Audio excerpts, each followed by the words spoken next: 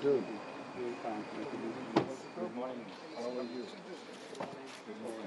Protocol, then we take it to the. There will be now handshake with the security general.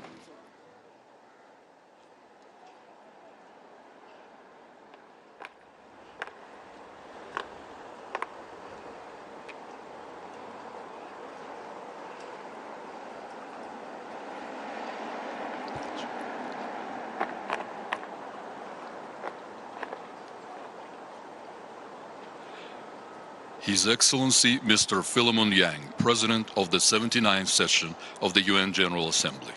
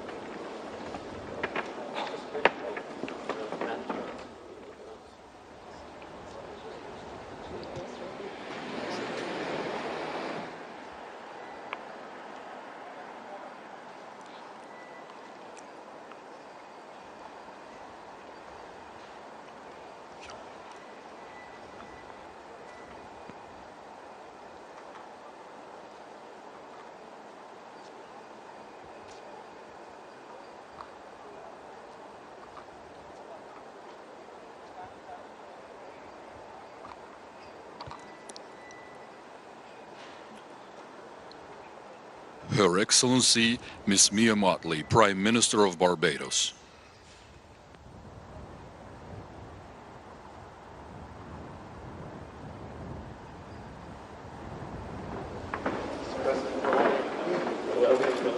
Thank you very much. God bless you. Good to see you.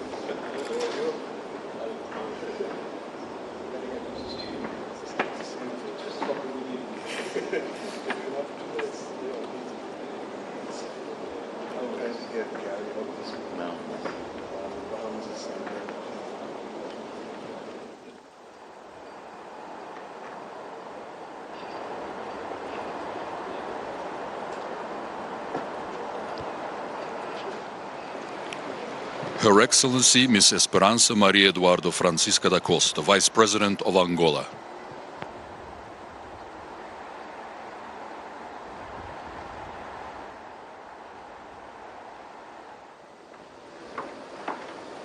Good morning. See you. Thank you. Madam, wonderful to have with us. Thank you very much.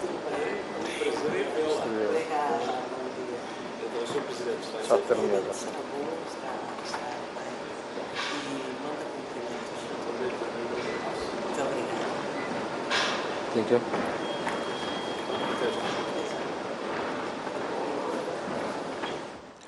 Her Excellency Miss Mette Frederiksen, Prime Minister of Denmark.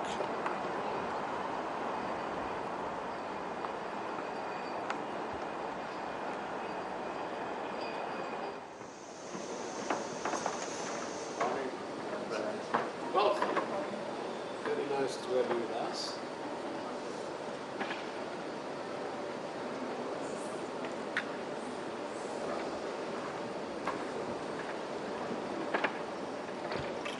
His Excellency Mr. Prosper Bombanza, Vice President of Burundi.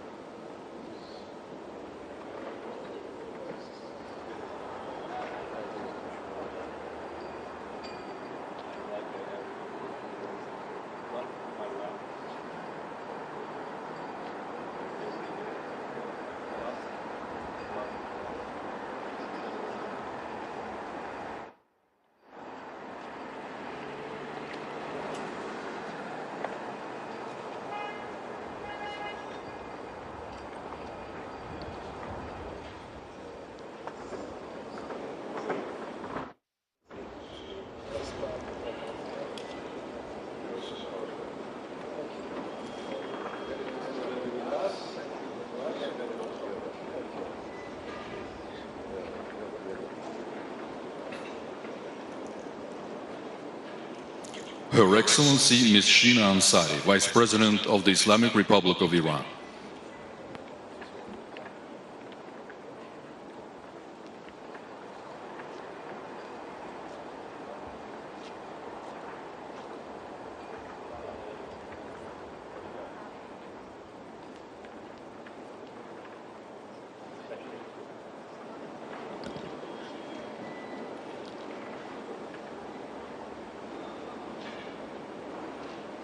His Excellency Mr. Philippis Dormgamkono, Vice President of the United Republic of Tanzania.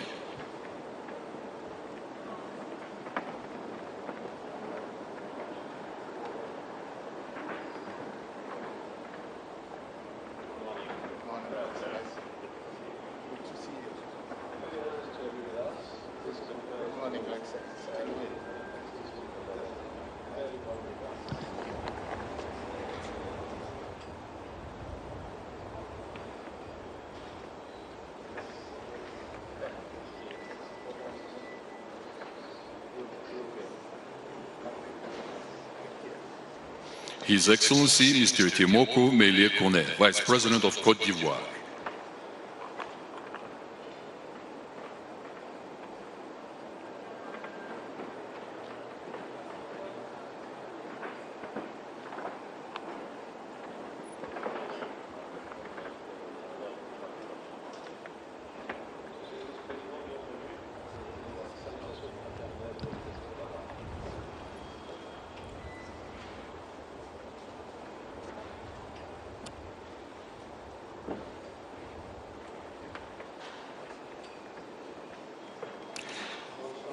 His Excellency Mr. Ahmed Afif Didi, Vice President of Seychelles.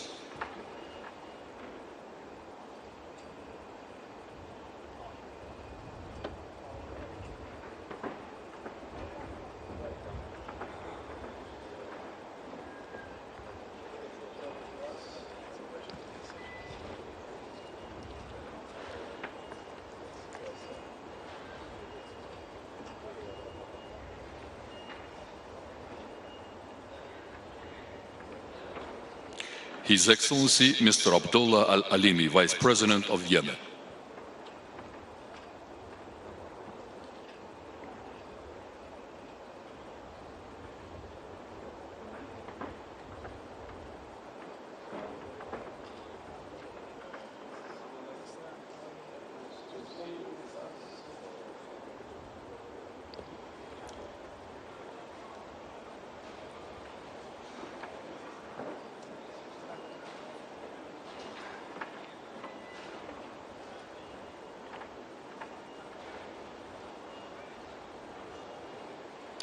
His Excellency Mr. Michael Bizwikusi, Vice President of Malawi.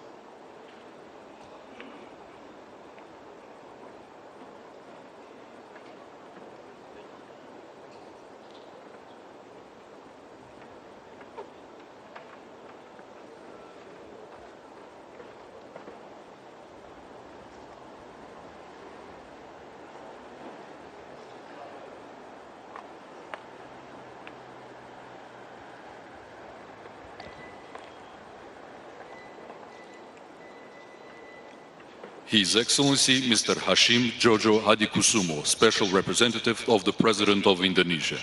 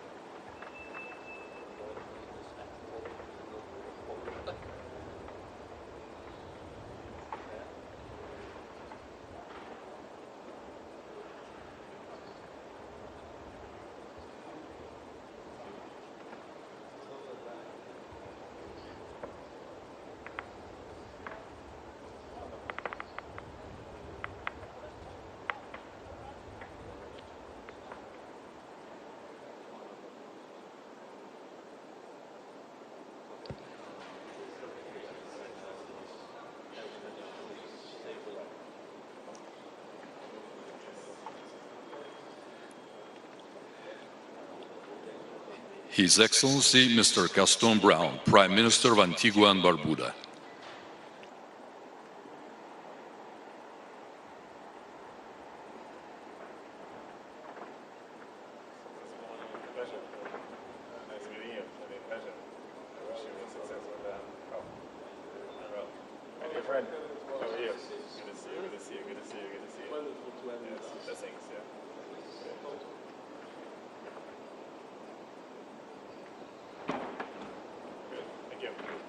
Cheers. See you soon.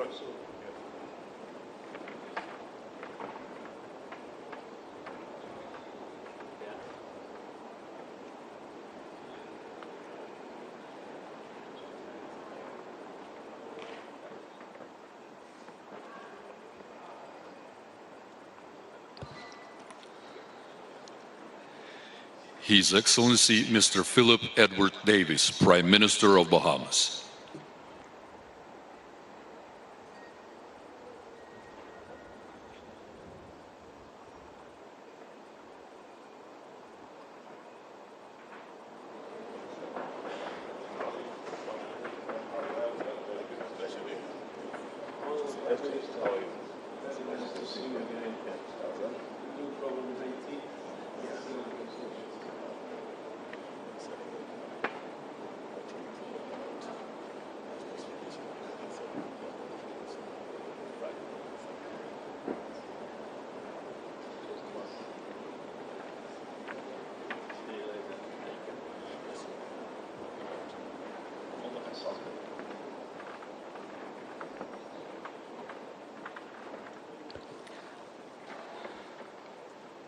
Her Excellency Ms. Judith Toluca Suminwa, Prime Minister of the Democratic Republic of the Congo.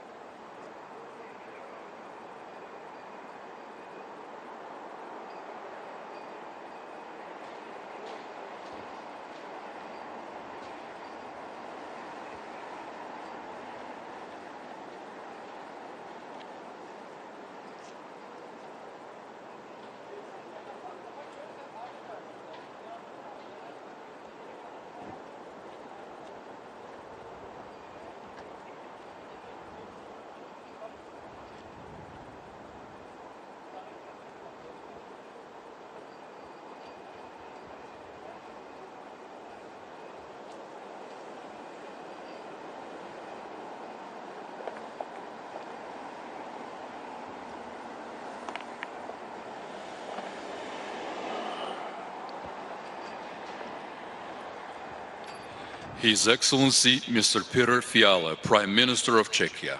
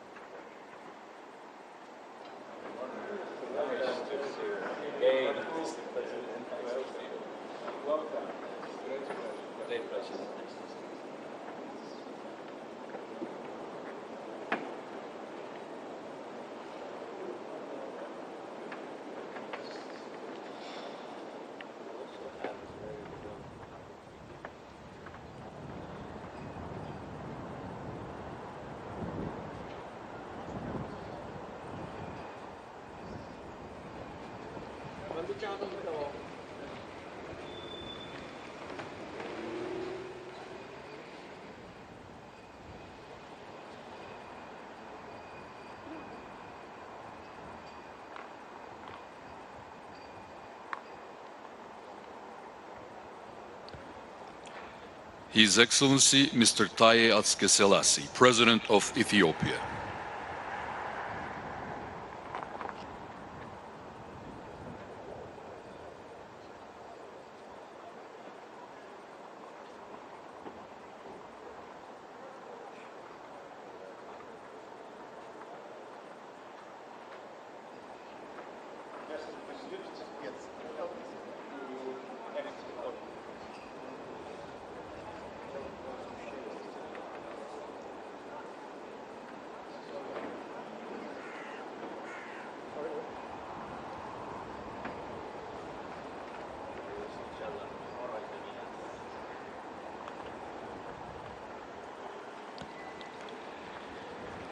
His Excellency Mr. Mustafa Kemal Madbouli, Prime Minister of Egypt.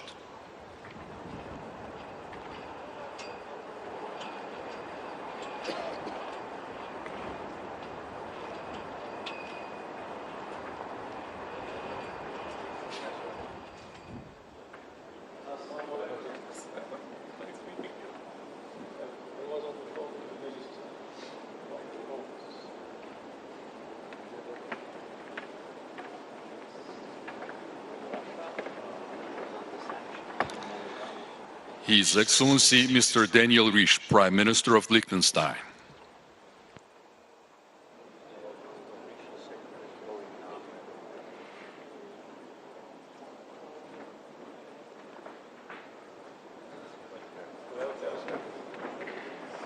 Good to see you again.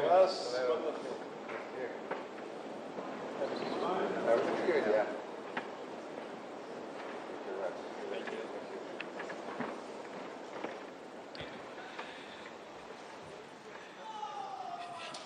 His Excellency Mr. Musalia Mudavadi, Prime Minister of Kenya.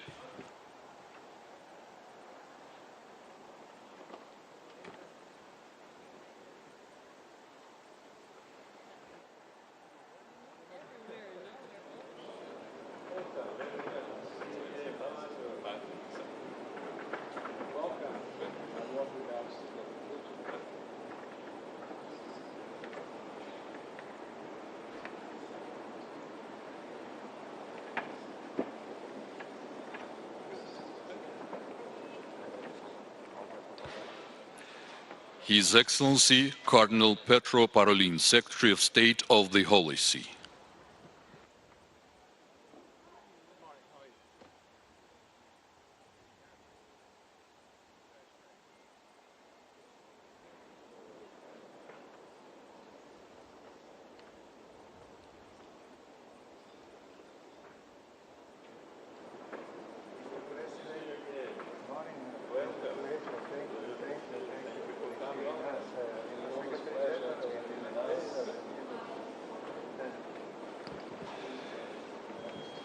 His Excellency Mr. Alexander Stubb, President of Finland.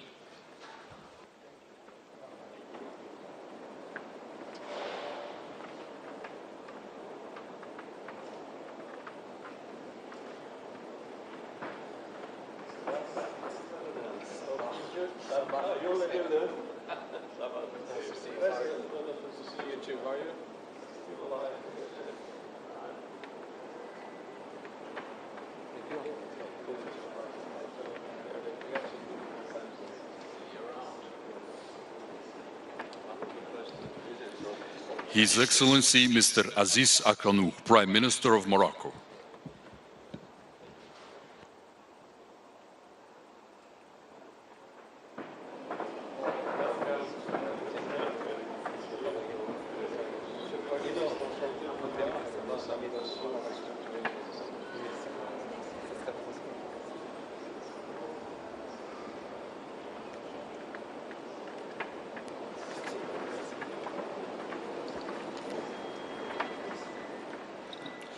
His Excellency Mr. Patrice Emery Trovois, Prime Minister of Sao Tome and Principe.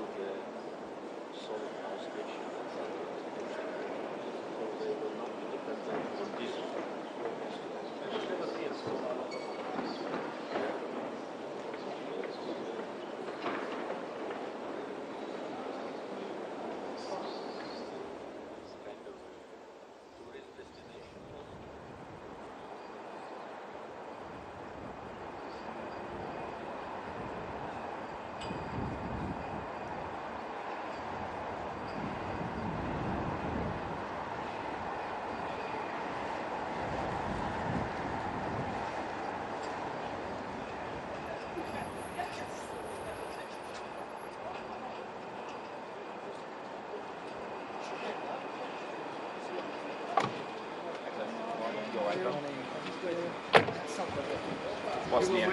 You will wait? There? Yeah. Okay. Change spot.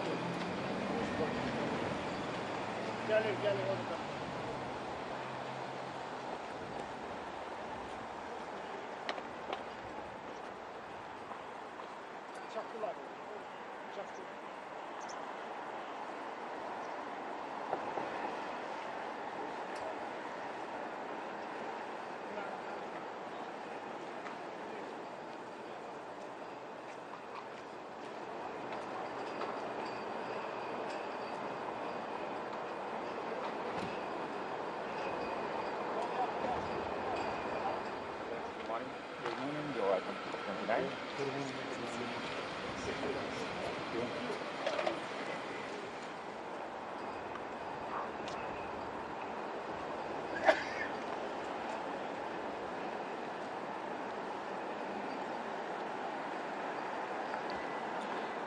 His Excellency Mr. Denis Bečirović, Chairman of the Presidium of the Bosnia-Herzegovina, and Her Excellency Ms. Željka Cvijanović, Member of the Presidium of Bosnia and Herzegovina.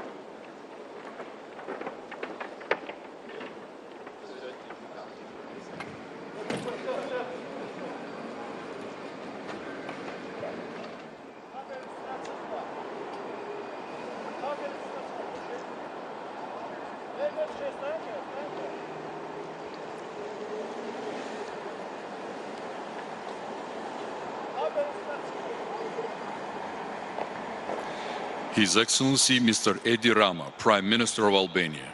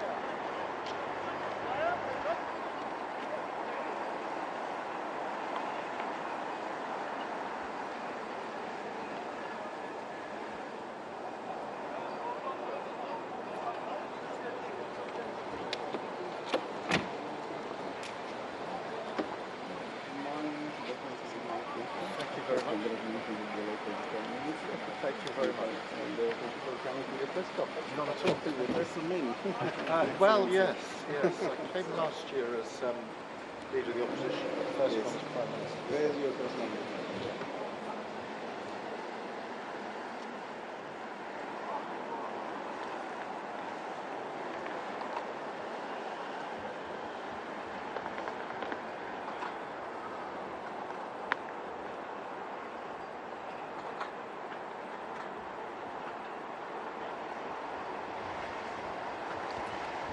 His Excellency Mr. Keir Starmer, Prime Minister of the United Kingdom of Great Britain and Northern Ireland.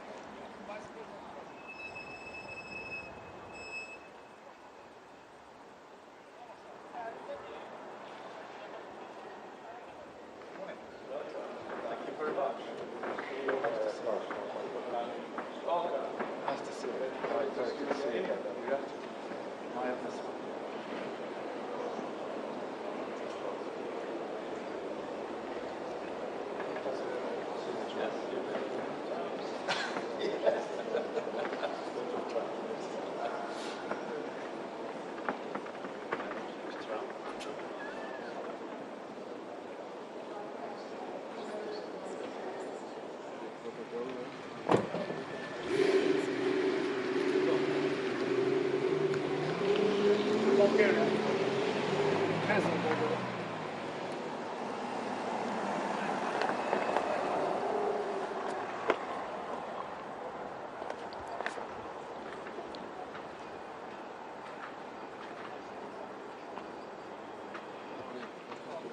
His Excellency Mr. Geraldo José Rodrigues Alckmin Filho, Vice President of Brazil. From Azerbaijan. Thank you. It's a pleasure.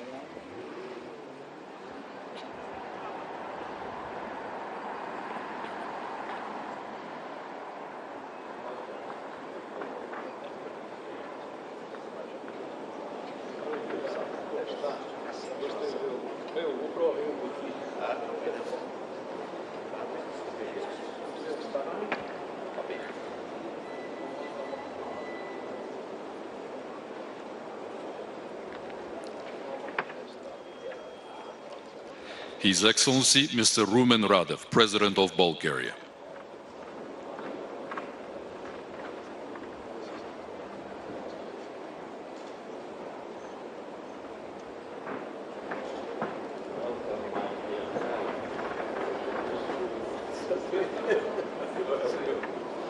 Antonio, it's a pleasure. Absolutely.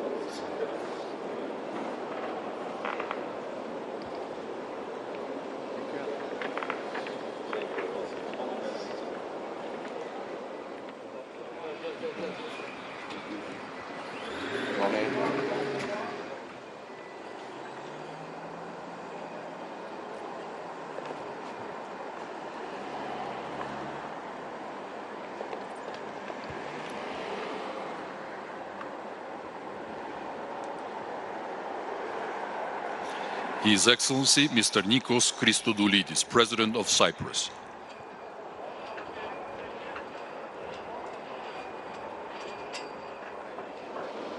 President, how are you? Nice to see you. Excellent. How are you? Nice to see you again. Yeah. Thank you. Perfect. Thank you.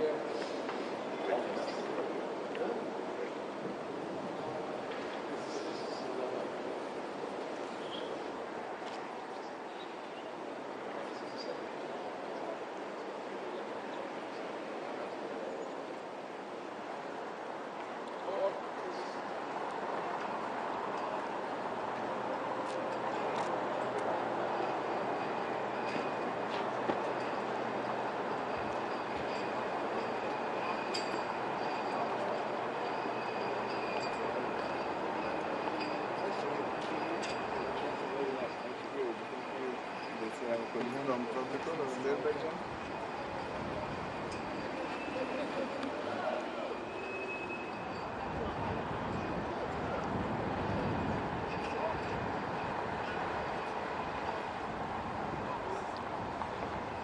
His Excellency Mr. Abdul Latif Jamal Rashid, President of Iraq.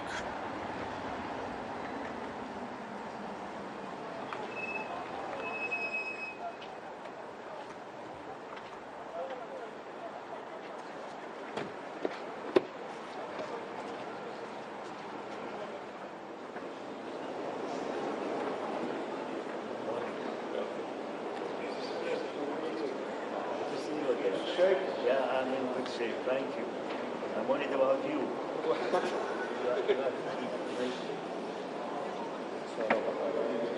Yes. His Excellency Mr. Mohammed Yunis Al-Manfi, Chairman of the Presidential Council of Libya.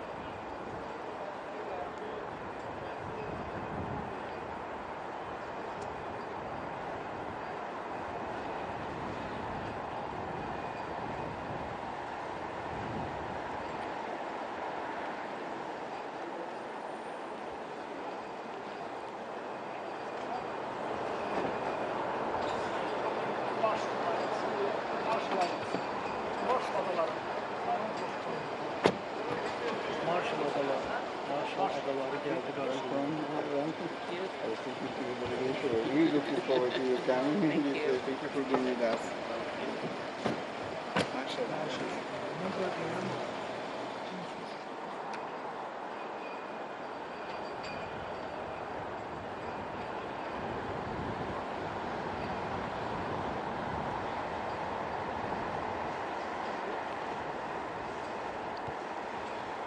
Her Excellency Ms. Hilda Hain, President of Marshall Islands.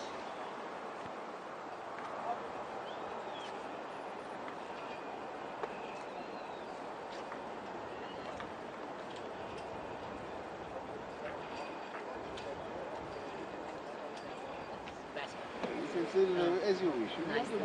Yes, yes.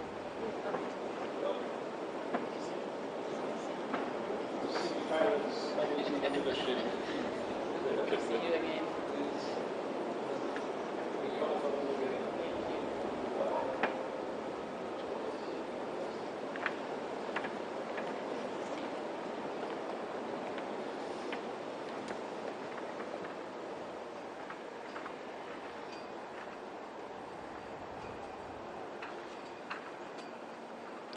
Her Excellency Ms. Gordana Silanovska-Davkova, President of North Macedonia.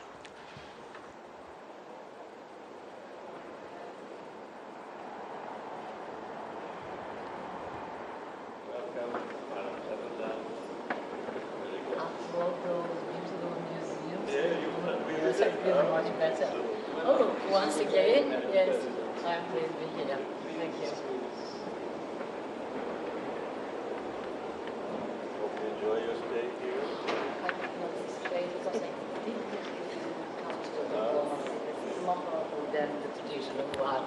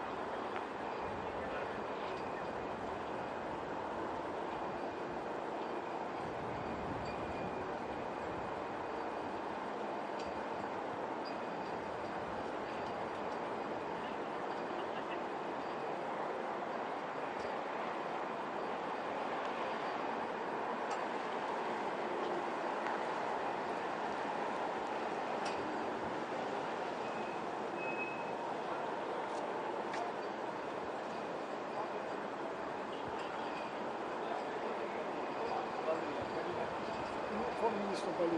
On trošku geçecek.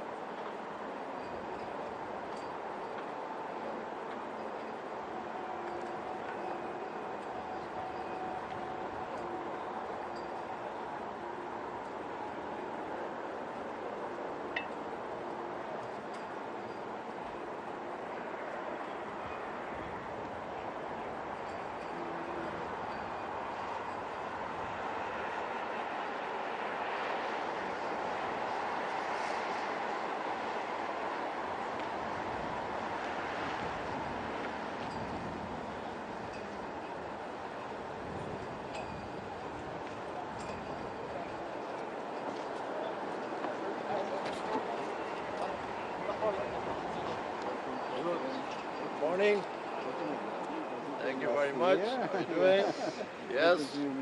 And I sure believe we'll have a fruitful meeting with also a very positive outcome of the COP29. A lot of success in the meeting. Yes, thank you. How are you doing? Great. Thank you. Morning. How are you? Fine, fine. How are you doing?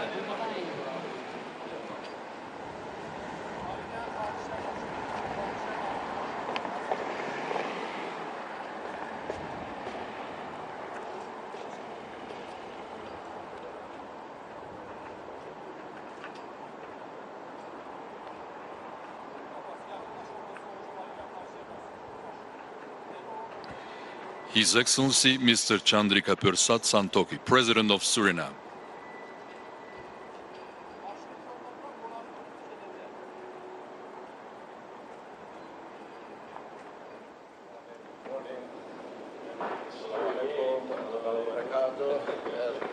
Morning, how are you doing? My friend, how are you doing? Great, great, great. It's an honor and a pleasure.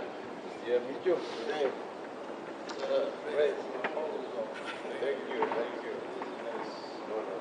Very happy to see you. Despite all the challenges, a lot of possible matter taking.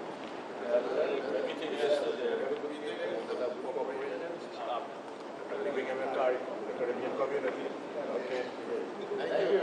Thank you. Thank you very much.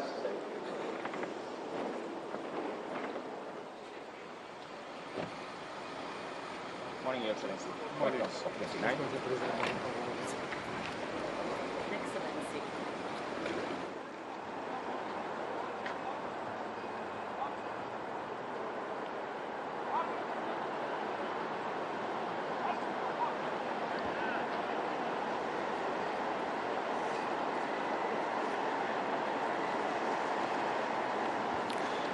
His Excellency Mr. Kassym-Jomart Tokayev, President of Kazakhstan.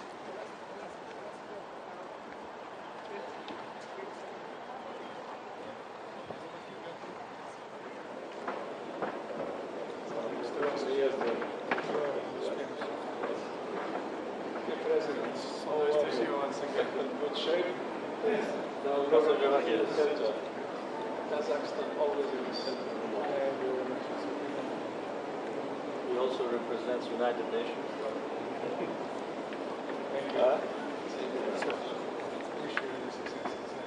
Big event.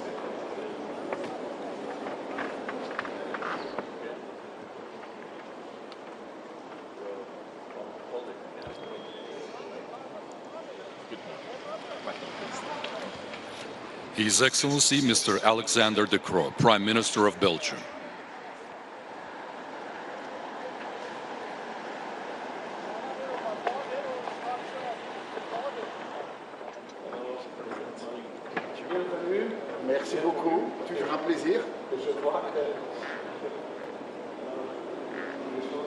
Les choses continuent, comme c'est souvent le cas en Belgique. Donc, tant qu'on est là, on essaie de faire quelque chose.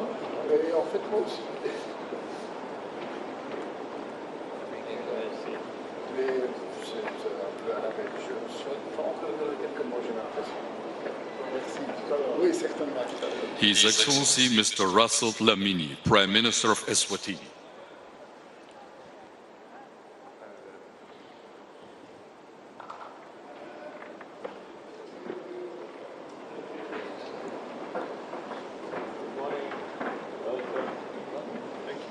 Prime Minister, this is our meeting. Good to see you.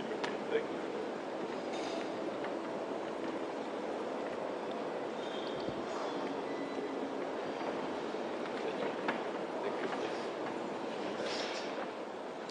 His Excellency Mr. Tserin Tobgay, Prime Minister of Bhutan.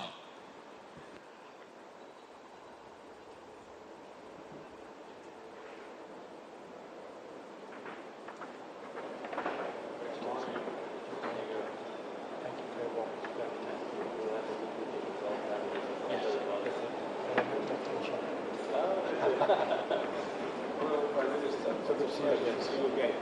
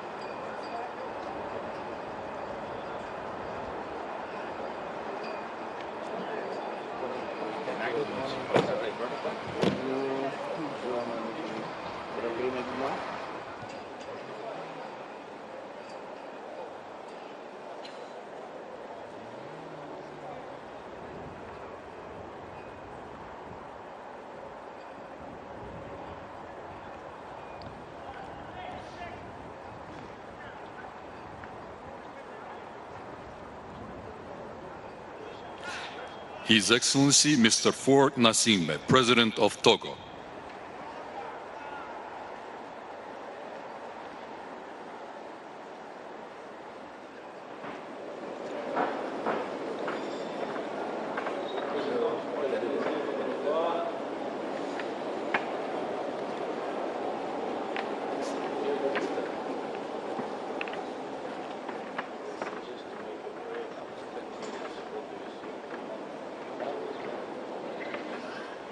Good morning. Thank you. Thank you. Good morning. Thank you. Can you please Okay.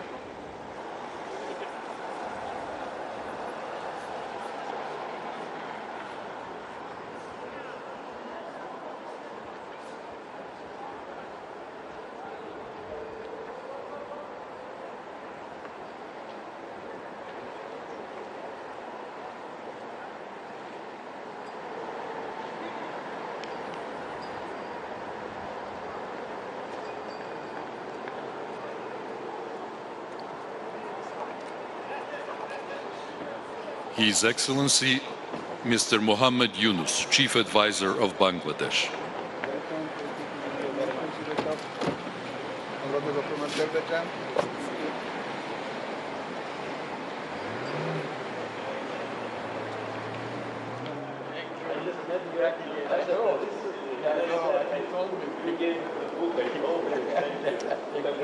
Good to see you again. Wonderful. Wonderful. Can I give you a hug? Wow. Thank you. It's so good to see you. Thank you. Everything you can. Yes, please, please. I need all the support. All the support. Thank you so much. So much. Okay.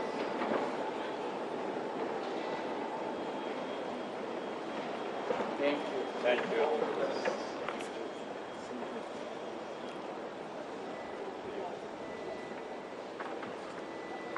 His Excellency Mr. Umaru Sissoko Embalo, President of Guinea-Bissau.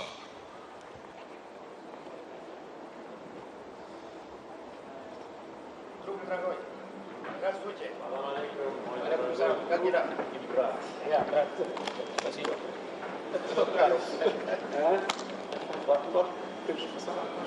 Exatamente. Yes.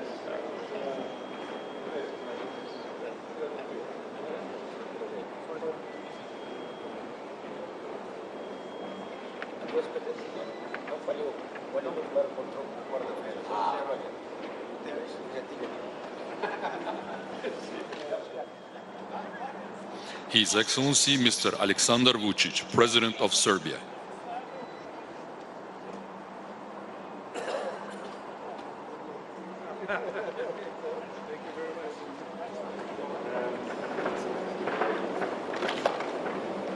Mr. President, always good to see you. How are you? Always an enormous pleasure. Good to see you.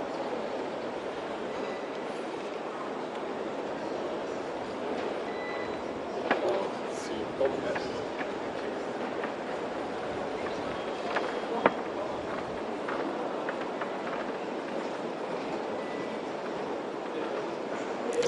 His Excellency Mr. Feleti Teo, Prime Minister of the Tuvalu.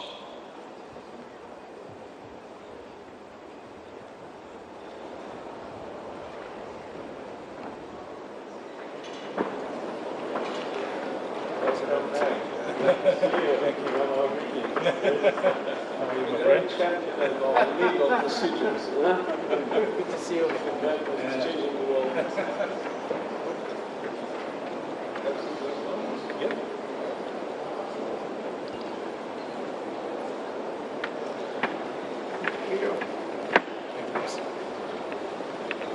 His Excellency Mr. Mark Brown, Prime Minister of the Cook Islands.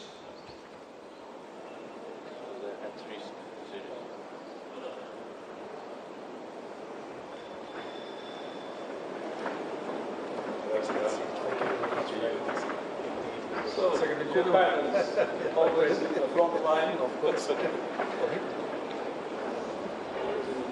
Yes. Thank you. Thank you.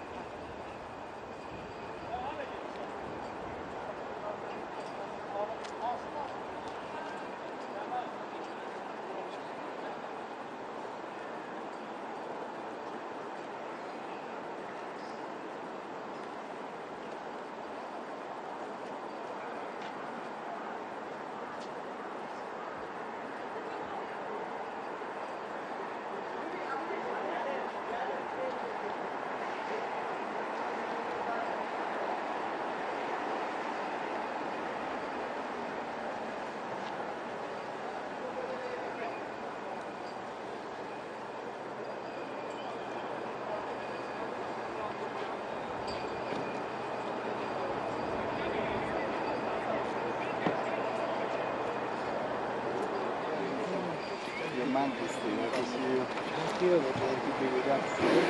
Very supportive. Thank you. We're really glad with your participation.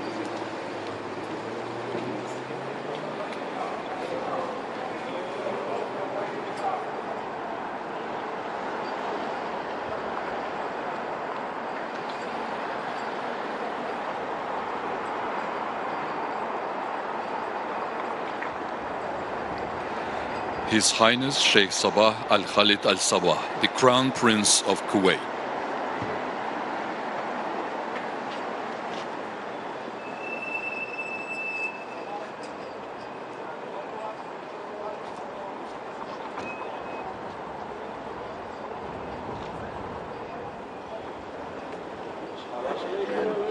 So delighted. So thank you for everything. My dear friend.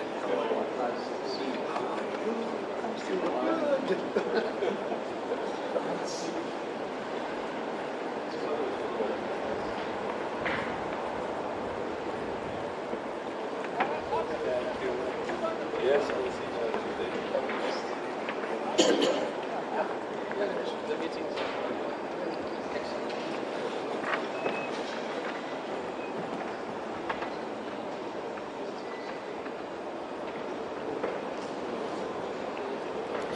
His Excellency Mr. Alexander Lukashenko, President of Belarus.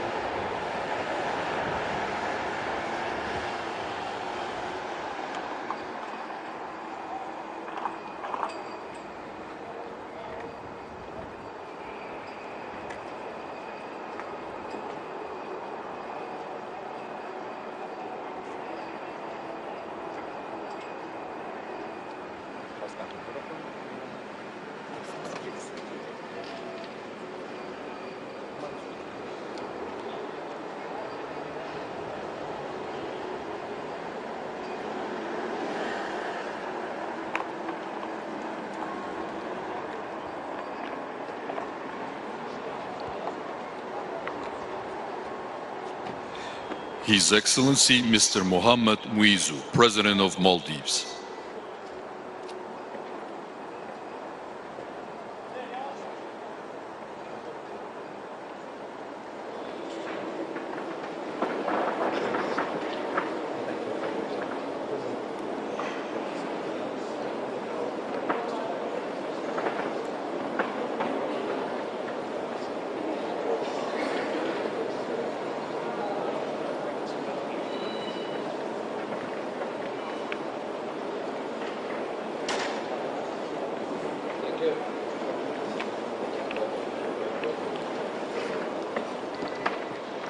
His Excellency Mr. Ramchandra Podel, President of Nepal.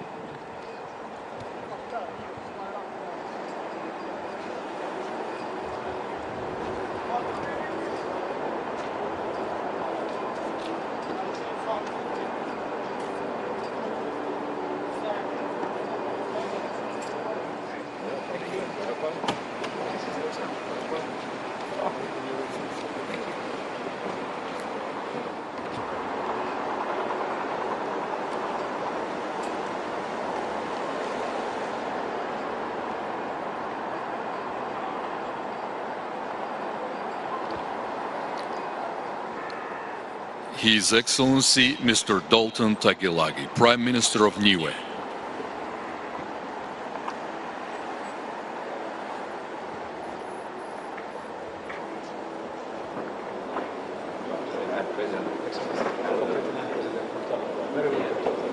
Thank you very much. Welcome to COP29. Great to be here. Okay, good.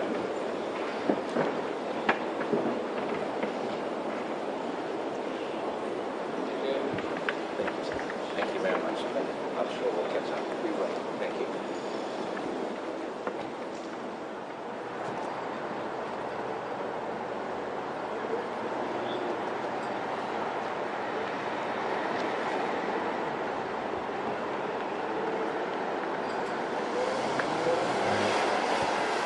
His Excellency Mr. Mohamed Ould Ghazouani, President of Mauritania.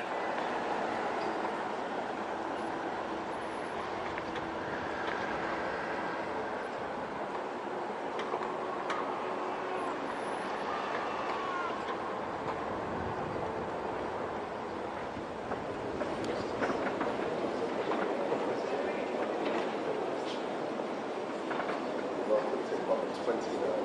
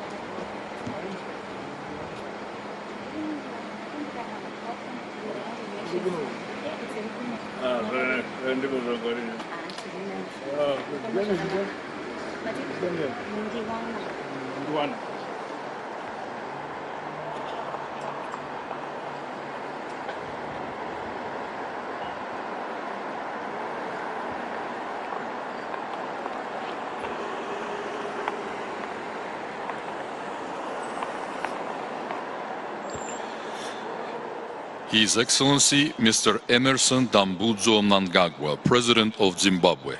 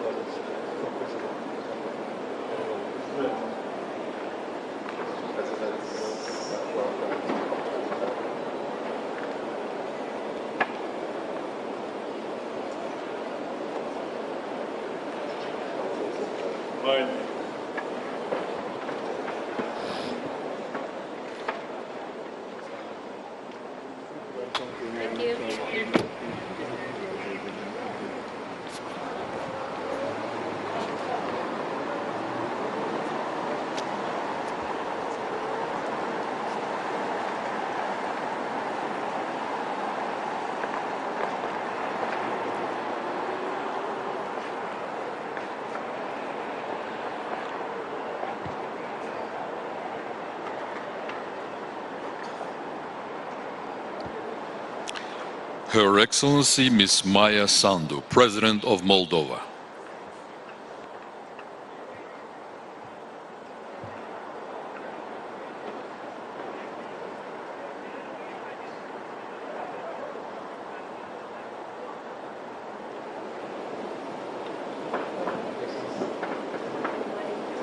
Congratulations, congratulations.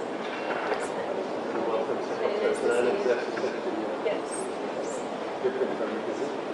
Yes. Thank you.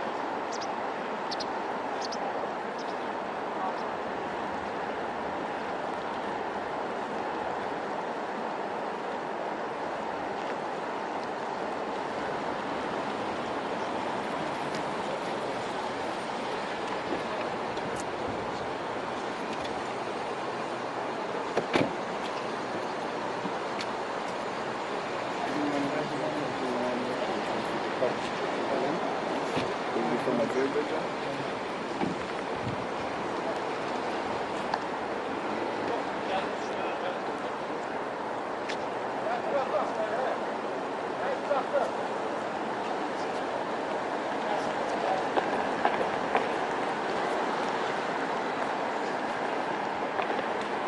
Excellency Mr. Jakov Milatovic, President of Montenegro.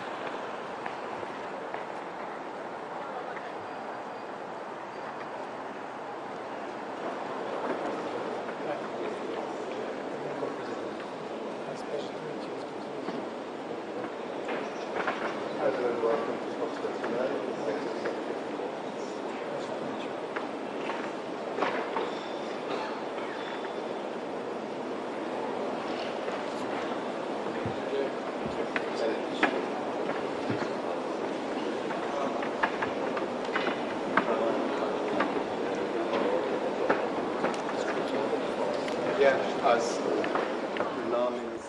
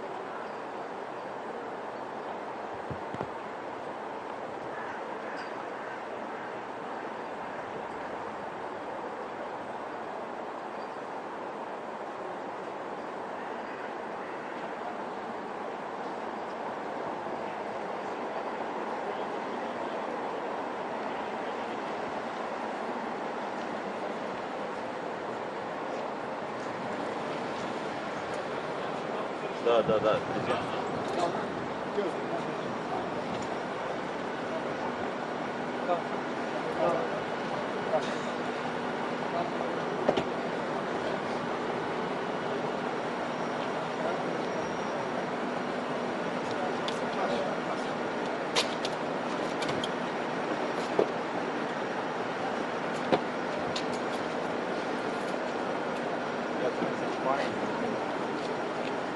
welcome to COP29. Most country.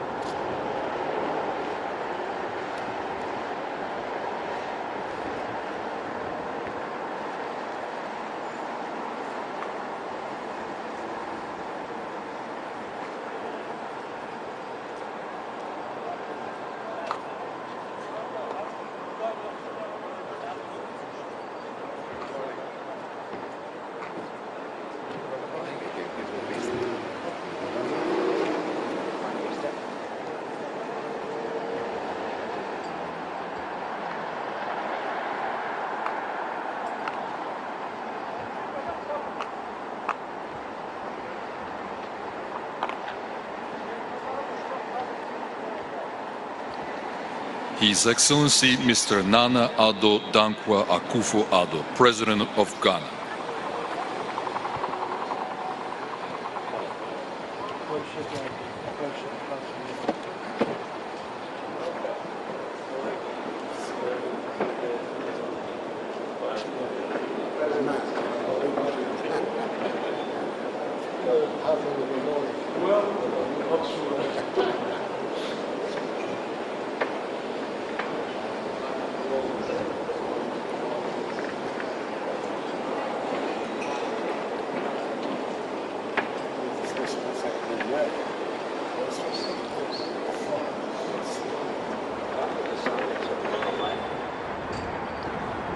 Mr. Peter Pellegrini, President of Slovakia.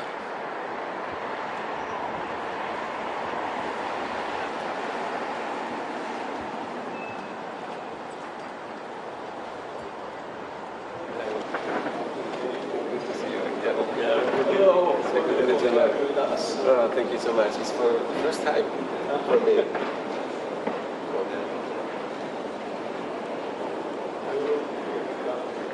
Yes, often now. Minimum 5 times, probably 10. We'll see.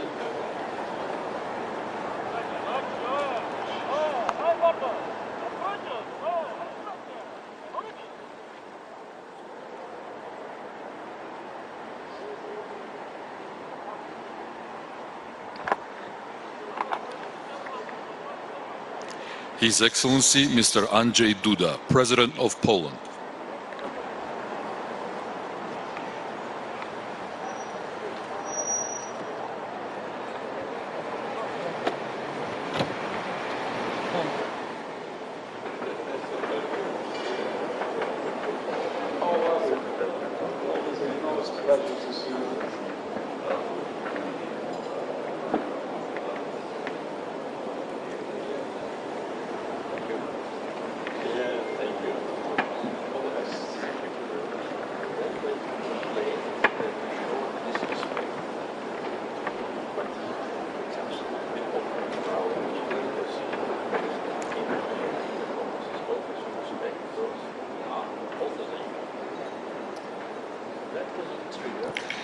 His Excellency Mr. Ukhnagin Kurelsuh, President of Mongolia.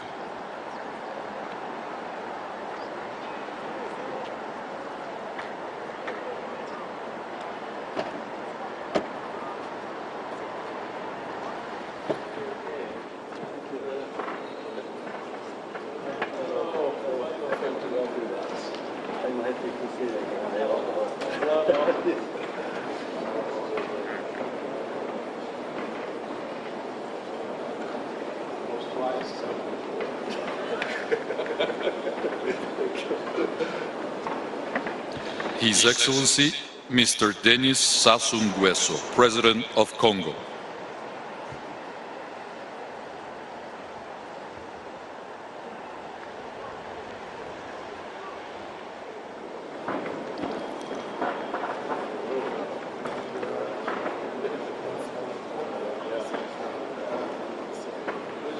Alors, je vais commencer à voyager ensemble. Mais je crois, oui.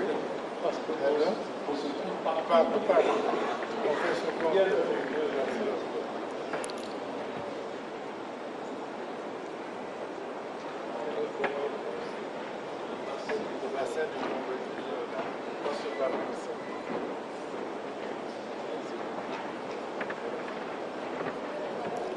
His Highness Sheikh Mohammed bin Zayed Al Nahyan, President of the United Arab Emirates.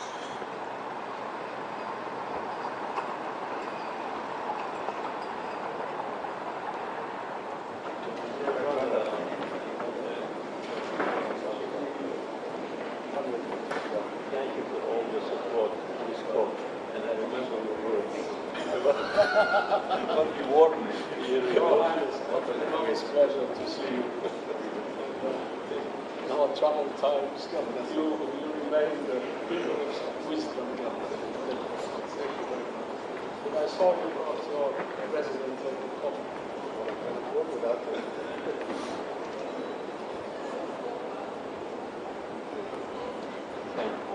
Thank you very much for your support.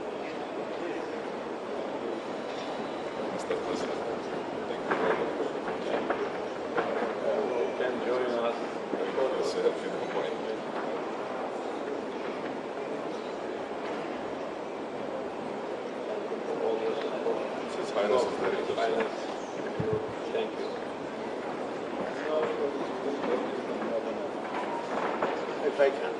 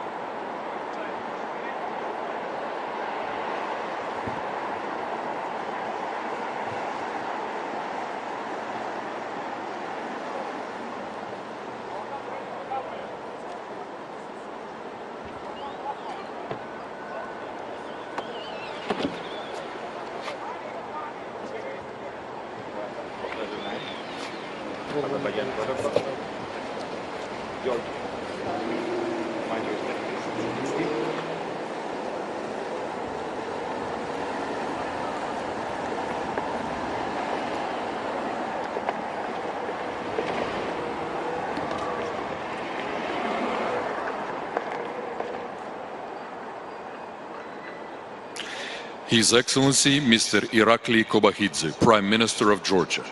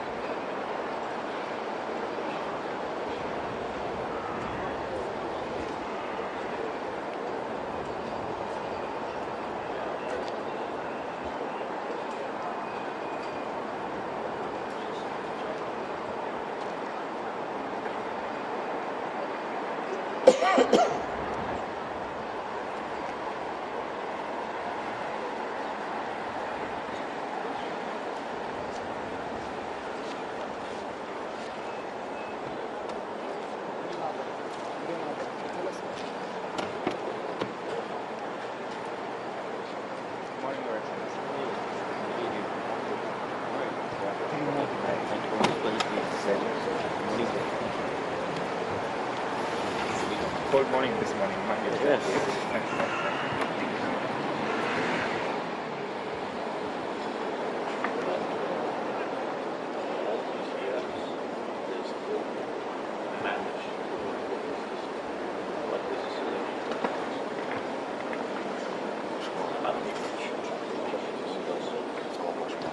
His Excellency Dickon Mitchell, Prime Minister of Grenada.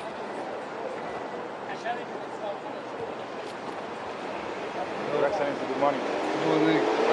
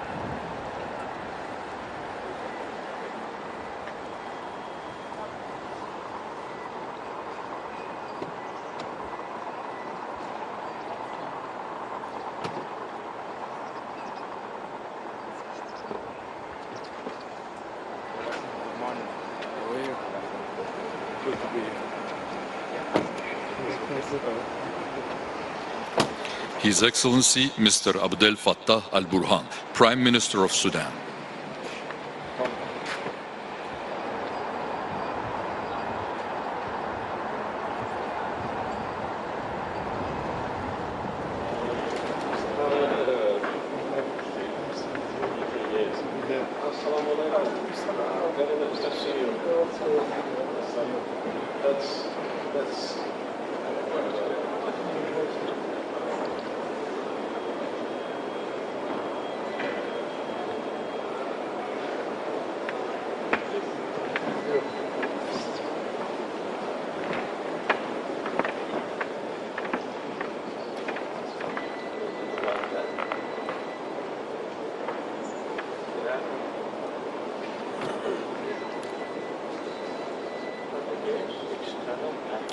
His Excellency Mr. Seaosi Ofakivafalau Sovaleni, Prime Minister of Tonga.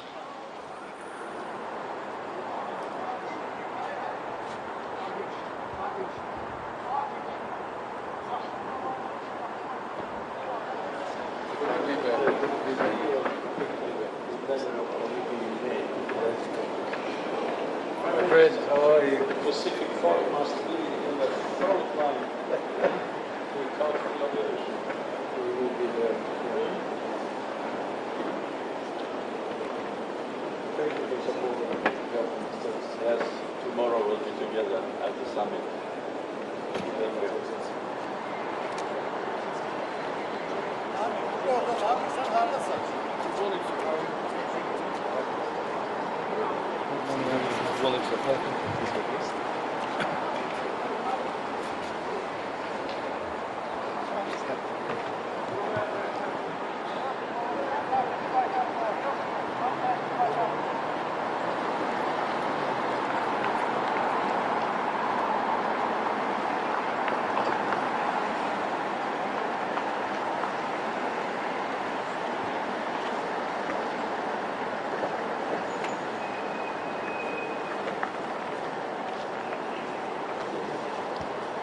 His Excellency Mr. Viktor Orban, Prime Minister of Hungary.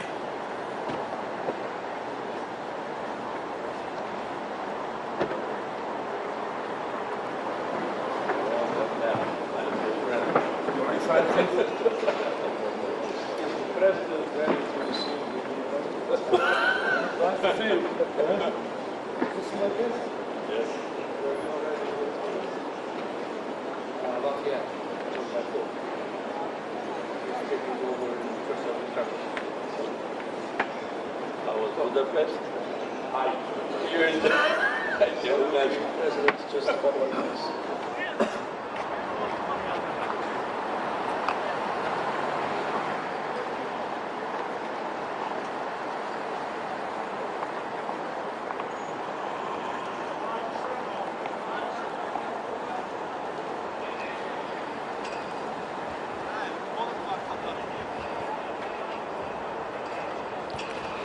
His Excellency Mr. Sadir Japarov, President of Kyrgyzstan.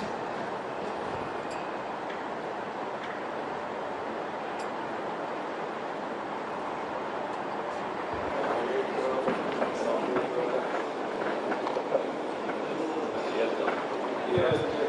How are you? Thank you very much for everything.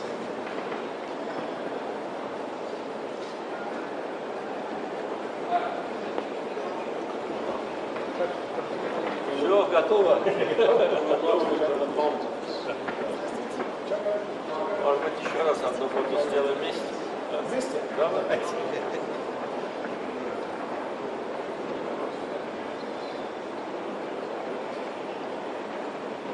Говоришь, что я про горы не забываю. Не надо забывать. Don't forget the mountains. Приезжайте еще. Come again. You have mountains too. Yes. У меня тоже горы есть.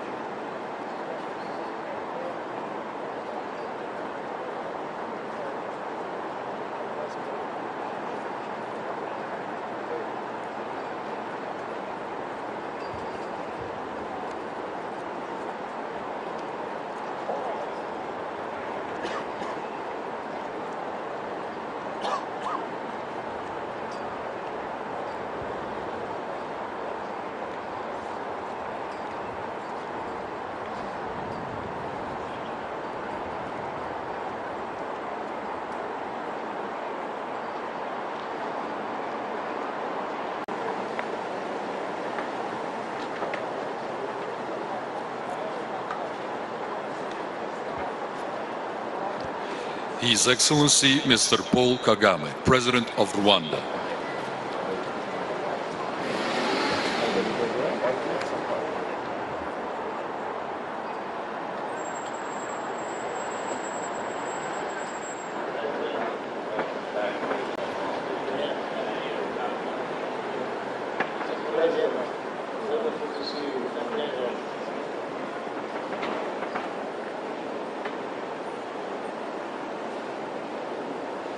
Thank you.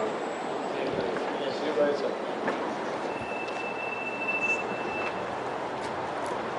His Highness Al Hussein bin Abdullah II, the Crown Prince of Jordan.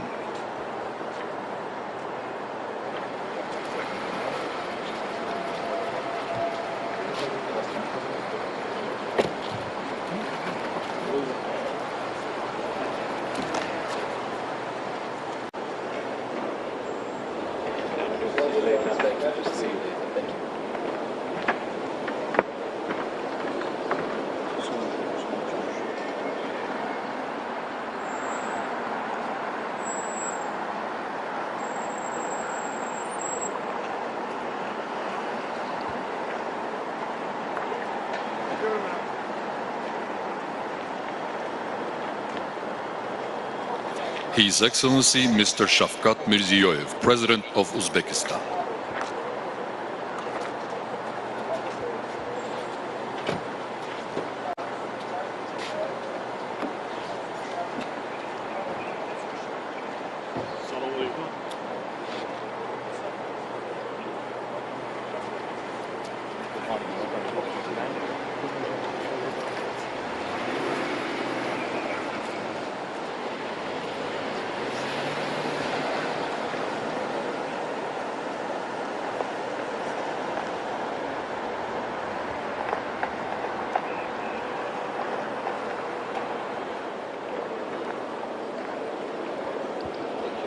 When you go there, maybe you can shut us the job.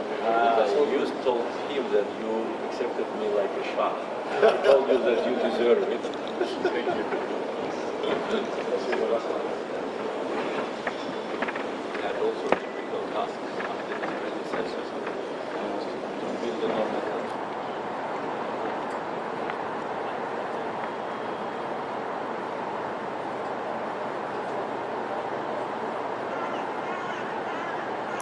His Excellency Mr. Emomali Rahmon, President of Tajikistan.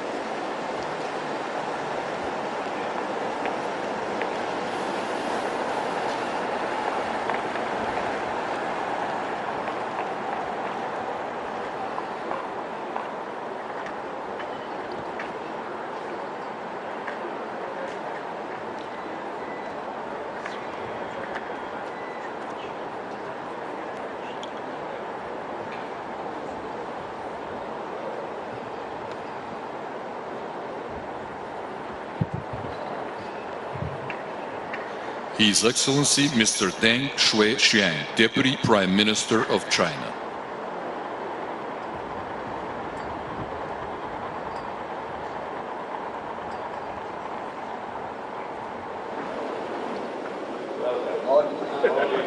See you.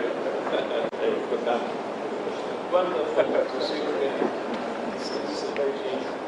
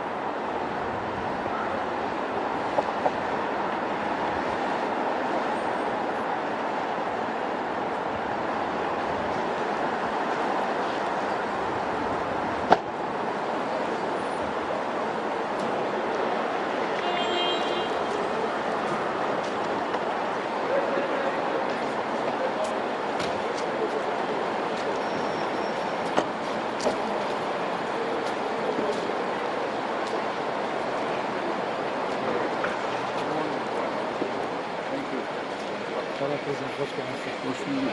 Hoş geldiniz.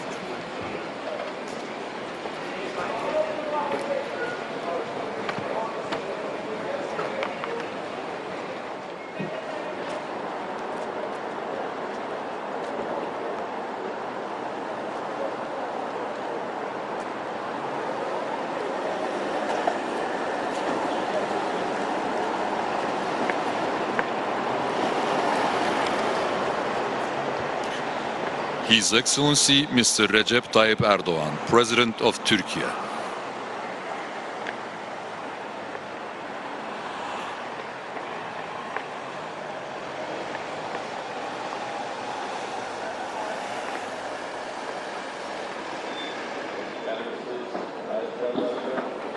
Geç kalmadınız ya.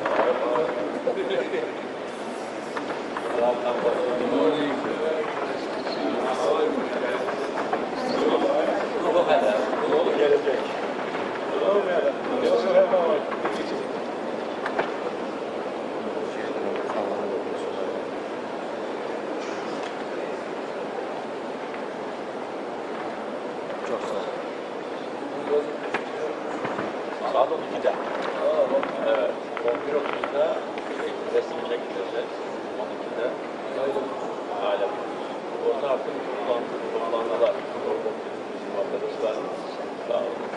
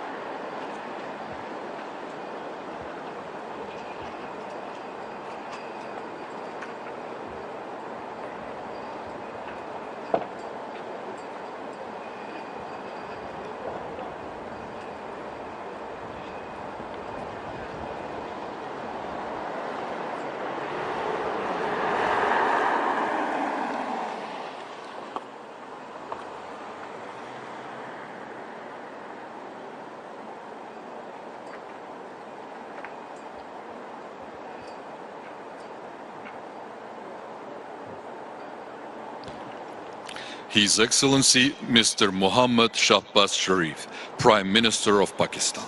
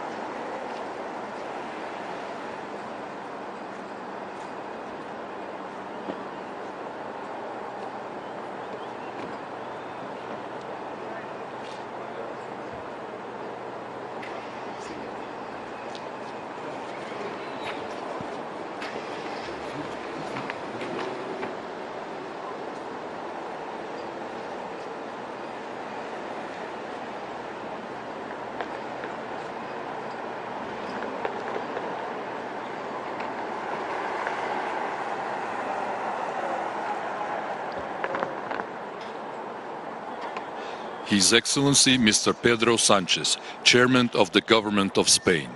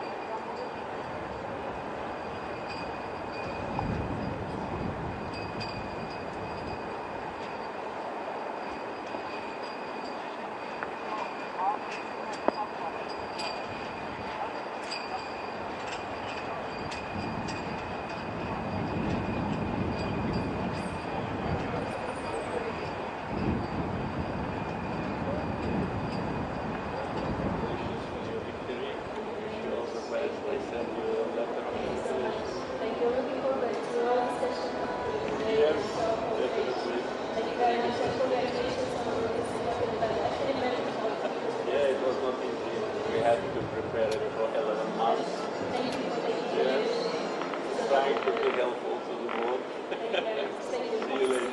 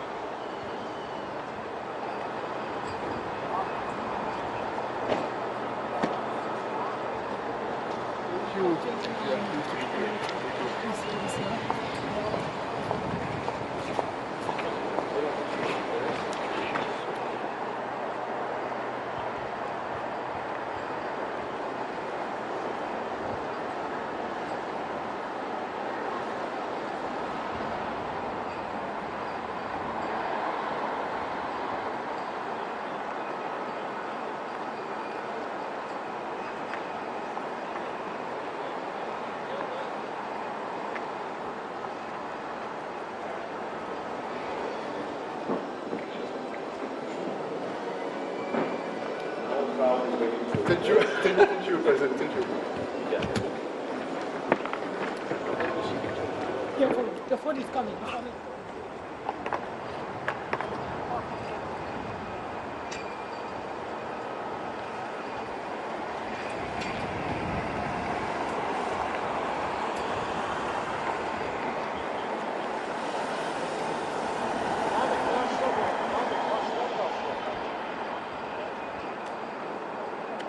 Abi yaklaşma lan.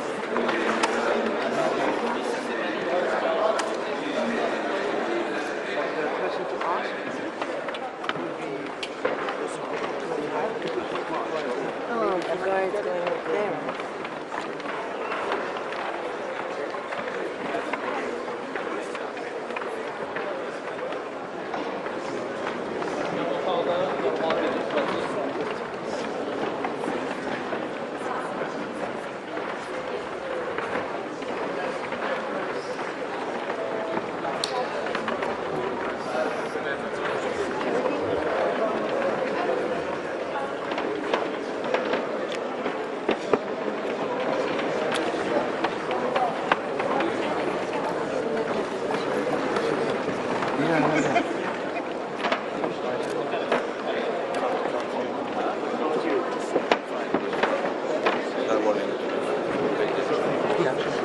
I'm fine with all of the shots.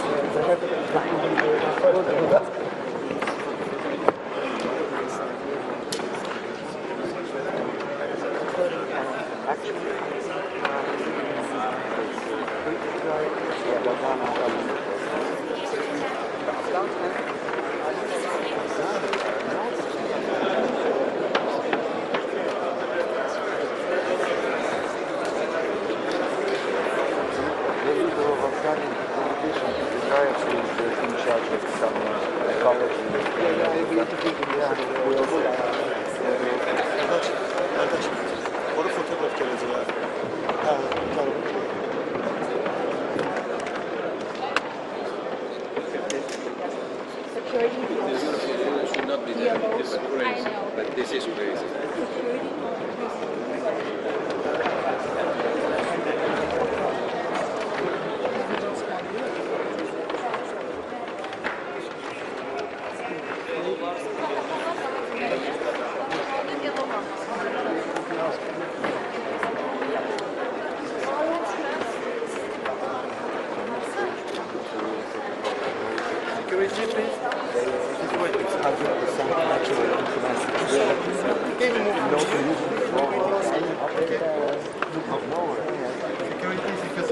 Ficam todas aqui a ver o nosso representante,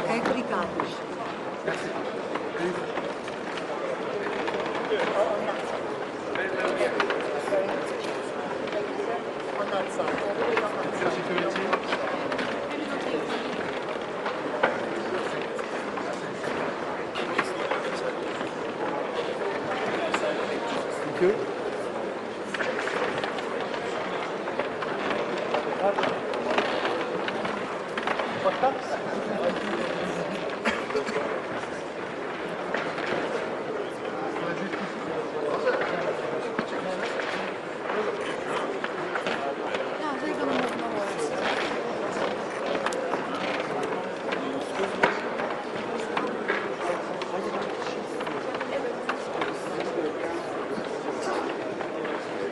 Obrigado.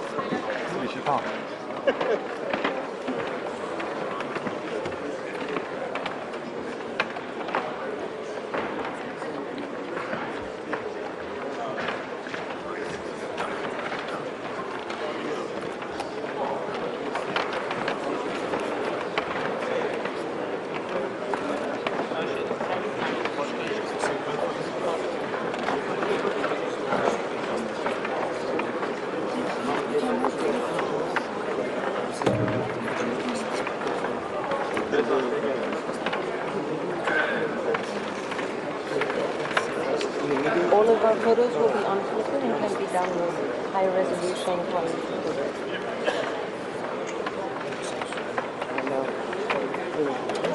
This is my older.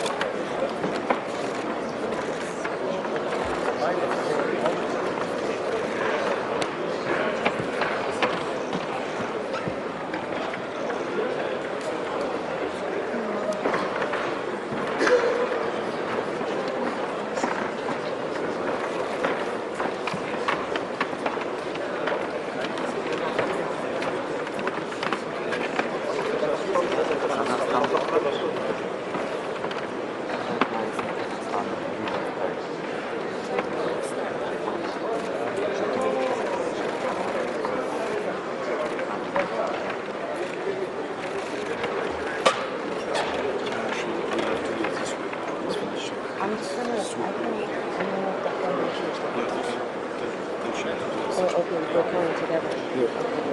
Okay. Might be, well, yeah, whichever's quicker. I might just slide under this phone.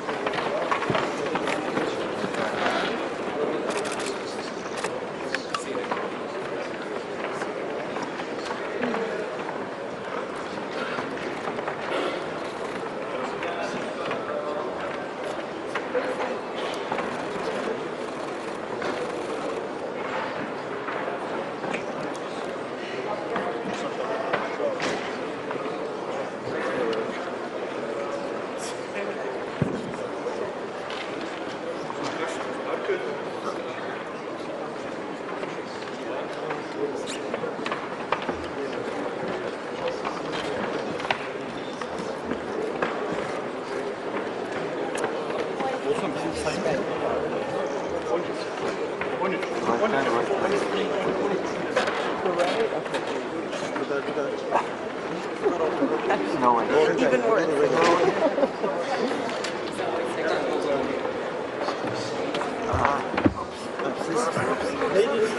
Excuse me. Sorry. Lady, excuse me. Ladies.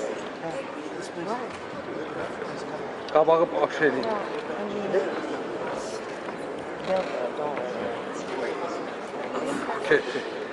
Excuse me. Ma'am. Bunları boşaltsaydı. Bunların hamısına bir switch. Şu.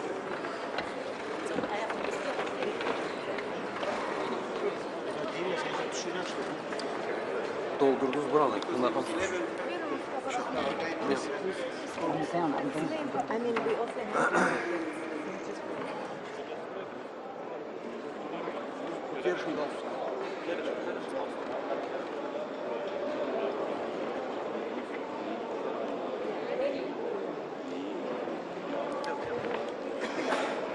Sorry.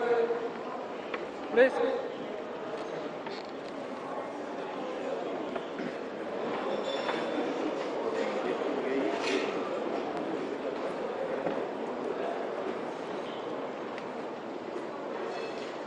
Thank you. Thank you.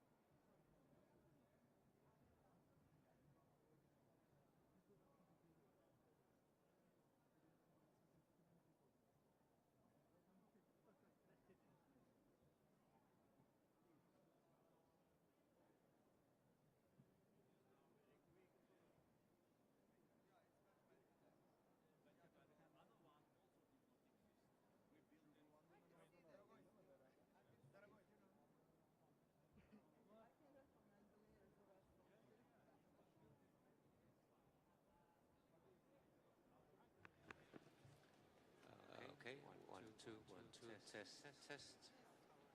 You're getting it?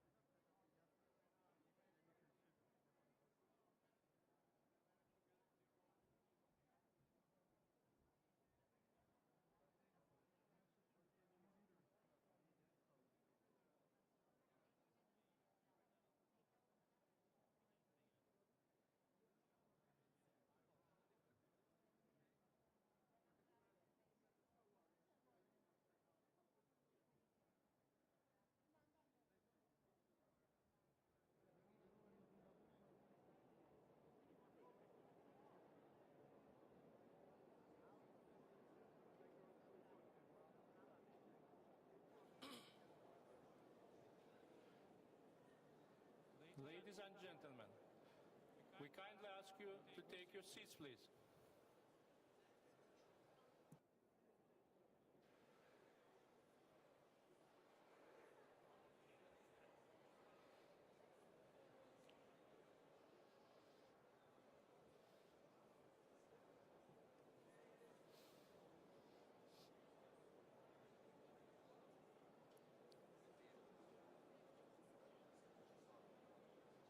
Distinguished guests, please take your seats.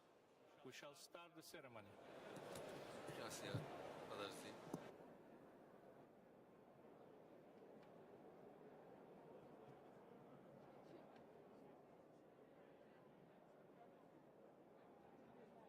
Onların maşınlarda da değil mi?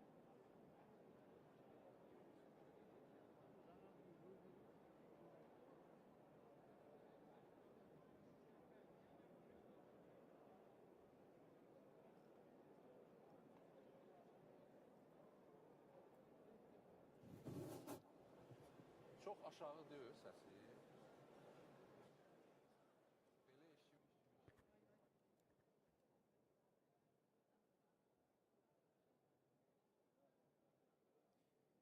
hal-hazırda qonaqlar artıq buradadır. Şükür, yaxşı, hər şey qaydasında.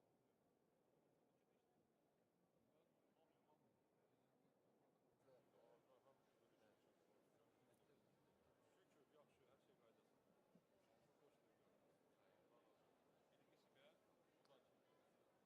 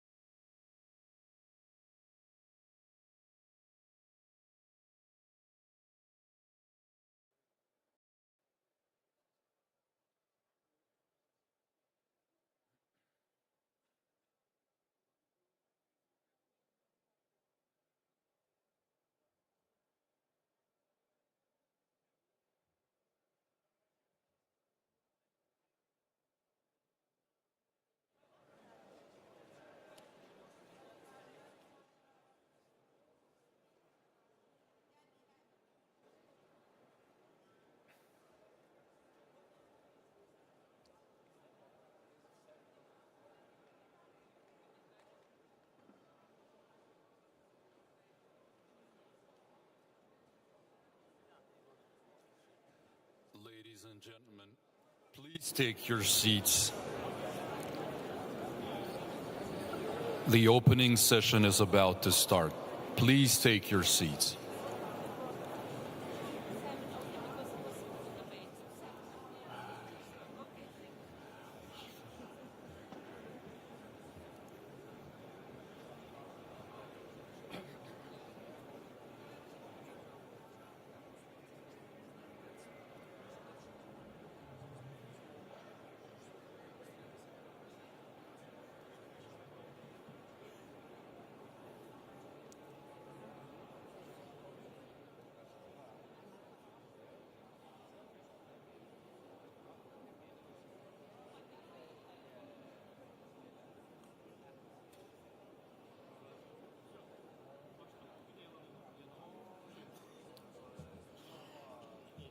Ladies and gentlemen, we would kindly ask you to take your seats. We're starting in 2 minutes. Thank you.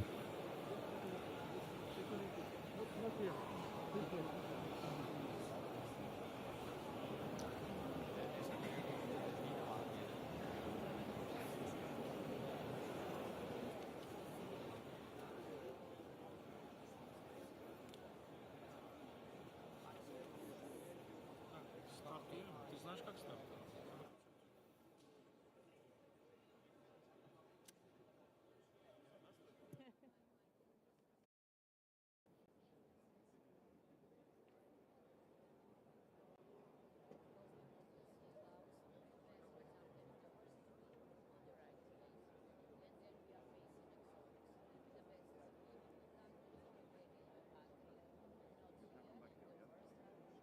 No, you can't be here. No, you can't.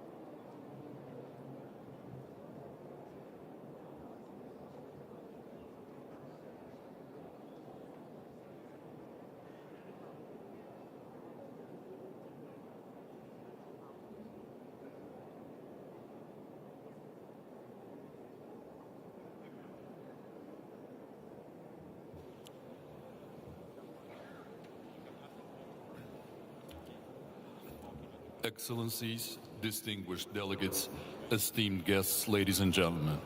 Welcome to the opening session of the World Leaders Climate Action Summit, convened under the auspices of the 29th session of the Conference of the Parties, the 19th session of the Conference of the Parties serving as the meeting of the parties to the Kyoto Protocol, and the 6th session of the Conference of the Parties serving as the meeting of the parties to the Paris Agreement. It is both an honor and a privilege to invite His Excellency Mr. Ilham Aliyev, President of the Republic of Azerbaijan, to deliver his welcoming remarks.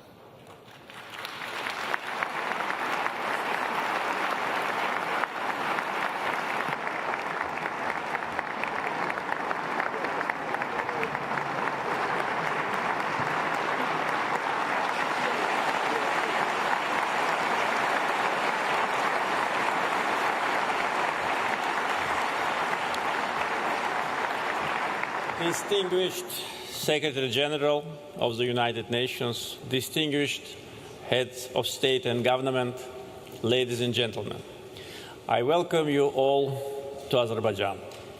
Many of our guests are visiting Azerbaijan for the first time, so I hope that they will have a chance to get acquainted with our country, its history, traditions, and culture. I would like to thank Secretary General of the United Nations, Mr. Antonio Guterres, and the Secretariat of UNFCCC for their support to Azerbaijan on the path to COP29.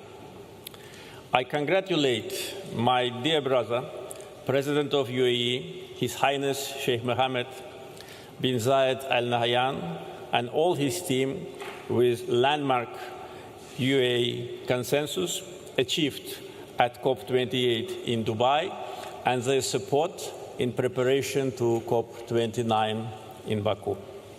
Last December, by unanimous decision of almost 200 countries, Azerbaijan was honored to host COP29. We consider this decision as a sign of respect to our country, as well as appreciation of our active role on international arena. Azerbaijan is a country where East and West, North and South meet, and this is not only about geography. We can build political, cultural, energy, trade, transportation bridges between different international actors. Mega projects initiated by Azerbaijan already changed the energy and transportation maps of Eurasia and led to establishment of fruitful multinational cooperation formats. Despite 30 years long occupation by Armenia of almost 20% of internationally recognized territories of Azerbaijan, despite ethnic cleansing and deportation of 1 million Azerbaijanis from their ancestral lands, we managed to build a strong country with self-sufficient economy and independent policy. 4 years ago, we celebrated the historical victory in the Second Karabakh War. A year ago, we fully restored our sovereignty in accordance with UN Charter, international law, UN Security Council resolutions, which remained on paper for 30 years. We implemented these resolutions ourselves, restored international law, justice, and put an end to Armenian occupation. As the president of COP29, Azerbaijan will do its best to find common understanding between developed and developing countries, between Global South and Global North. For 4 years, by unanimous decision of 120 countries, Azerbaijan successfully chaired the non-aligned movement, the second after United Nations International Institution. Azerbaijan is also an active member of Organization of Islamic Cooperation, which unites almost 60 countries. With 10 members of the European Union, Azerbaijan signed agreements and adopted declarations on strategic partnership. So all this allows us to think that we may be very helpful and useful in building bridges between different important actors on the issue of climate change. Azerbaijan is an active supporter of multilateralism. At the same time, we play an active role in intercultural dialogue. Together with United Nations Alliance of Civilizations, every second year we organize in Baku Intercultural Dialogue Forum. Multiculturalism is our state policy and at the same time is our lifestyle. People of Azerbaijan, regardless of their ethnic or religious identity, live in peace and harmony as one family. Now I would like to say a couple of words about Azerbaijan's green agenda.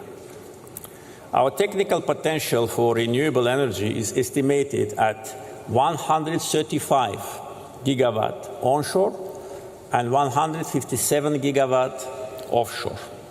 Last year, Masdar from UAE inaugurated the biggest in our region solar power plant of 230 megawatts. Aqua Power from Saudi Arabia is now at the moment constructing a wind power station of potential of 240 megawatts. During COP29, agreement will be signed with BP from UK to build 240 megawatts solar power station in the district of Jabrail, which was liberated from Armenian occupation 4 years ago. And this project will provide decarbonization of one of the biggest oil and gas terminals in the world, the Sangachal terminal. By 2030, we plan to build solar, wind, and hydro power stations of approximately 6 gigawatts. But this is not all our plans. 10 gigawatts renewable energy projects, contracts and MOUs have been signed. And also we look at the export markets and work actively with our partners in order to implement another important energy security project, the Black Sea Caspian energy cable. This will allow us to export green energy to Europe, and the technical potential of this cable, and by the way, feasibility study is going to be ready very soon, is close to 4 gigawatts. But again, this is only the beginning. Our green agenda also covers different regions of Azerbaijan. So Nakhchivan, Karabakh, and Eastern Zangezur regions of Azerbaijan are declared as green energy zones, and this is about a quarter of our territory. Now, a couple of words I'd like to say about another segment of energy security, which is oil and gas. I understand that this topic is not very popular at climate change conference, but without that, my comments would not be complete. Just to begin with information, the world's first industrial oil well was drilled in Azerbaijan, in Baku, in 1846. It is situated not far from this place. Maybe it will take 10-15 minutes drive. The first offshore oil well also was drilled by Azerbaijani oilmen in the Caspian Sea in the middle of 20th century. In 19th century, Azerbaijan produced more than a half of global oil production. And if then some Western politicians and media called us a petrostate, probably that would have been acceptable. But when they call us petrostate now, today, this is not fair, and it only demonstrates lack of political culture and knowledge. Today, Azerbaijan's share in global oil production is 0.7%. In global gas production is 0.9%. But fake news media of the country, which is #1 oil and gas producer in the world and produces 30 times more oil than Azerbaijan, call us petrostate. They'd better look at themselves, or at least at their neighbor, which produces 10 times more oil than Azerbaijan. Azerbaijan's share in global gas emissions is only 0.1%.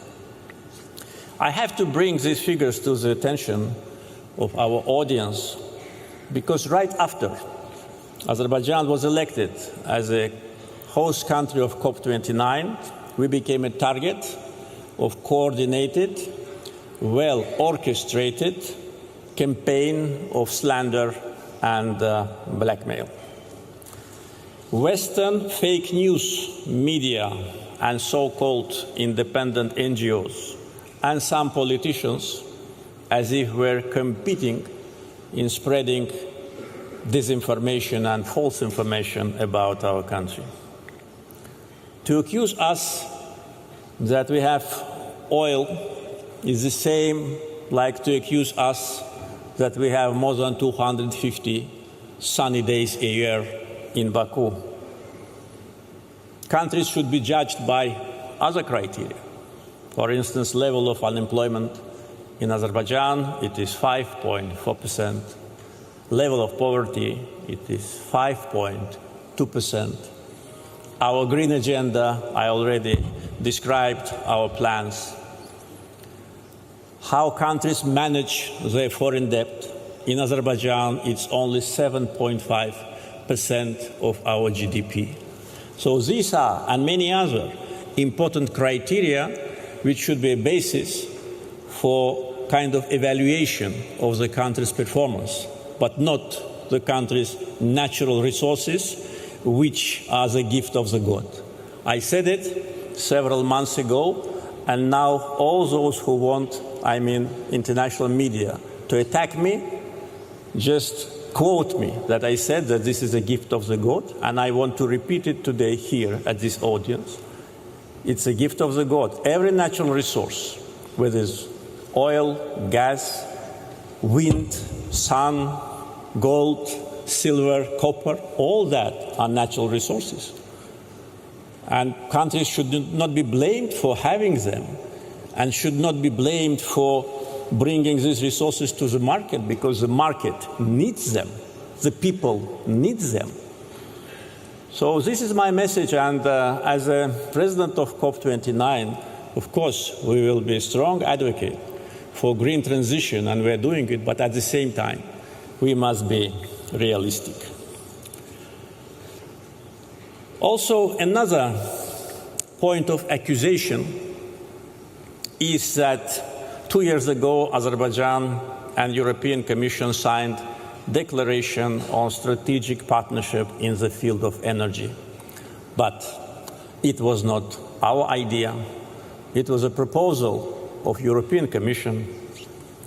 The President of European Commission came to Baku 2 years ago to sign this document with us because they needed our gas due to the change geopolitical situation. And they asked us to help.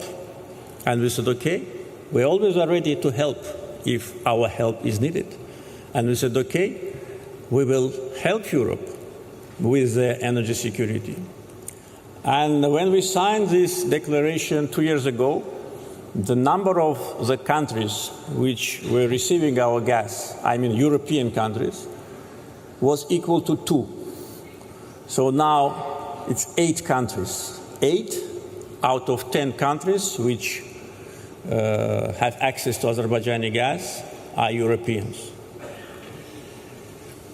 And European Commission also asked us to double gas supply to Europe by 2027, and this is reflected in the declaration which was signed by President of the European Commission and myself 2 years ago in Baku. Unfortunately, double standards, a habit to lecture other countries, and political hypocrisy became kind of modus operandi for some politicians, state-controlled NGOs, and fake news media in some Western countries. And my last message is to those who for almost 1 year were advocating for boycott. They used all the tools in their possession to launch a campaign to boycott COP29 in Baku. And I have bad news for them. We have 72,000 registered participants from 196 countries.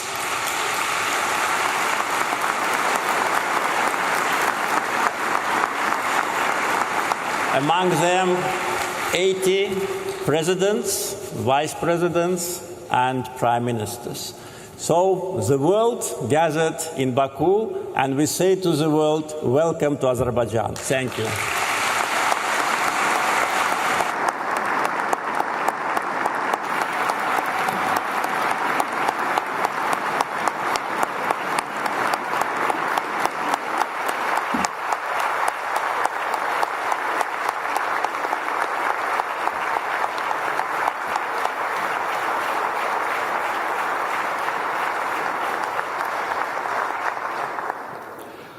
Thank you, Mr. President. It is an equally distinct honor to welcome His Excellency Mr. Antonio Guterres, Secretary General of the United Nations, to address this distinguished gathering.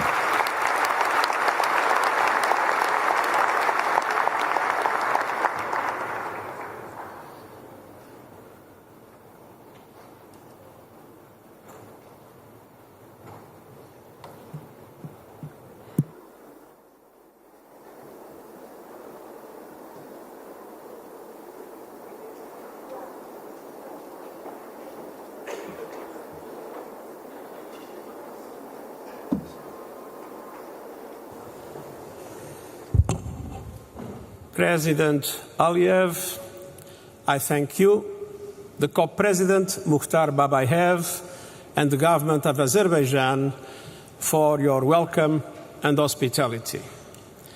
The Presidents can count on our full cooperation in your efforts to achieve the successful COP we all need.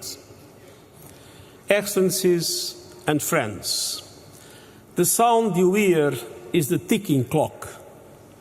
We are in the final countdown to limit global temperature rise to 1.5 degrees Celsius, and time is not on our side. Exhibit A 2024, with the hottest day on record and the hottest months on record, this is almost certain to be the hottest year on record. And the masterclass in climate destruction. Families running for their lives before the next hurricane strikes. Biodiversity destroyed in sweltering seas. Workers and pilgrims collapsing in insufferable heat. Floods tearing through communities and tearing down infrastructure. Children going to bed hungry as droughts ravage crops. And all these disasters and more are being supercharged by human-made climate change. And no country is spared. In our global economy, supply chain shocks raise costs everywhere. Decimated harvests push up food prices everywhere. Destroyed homes increase insurance premiums everywhere.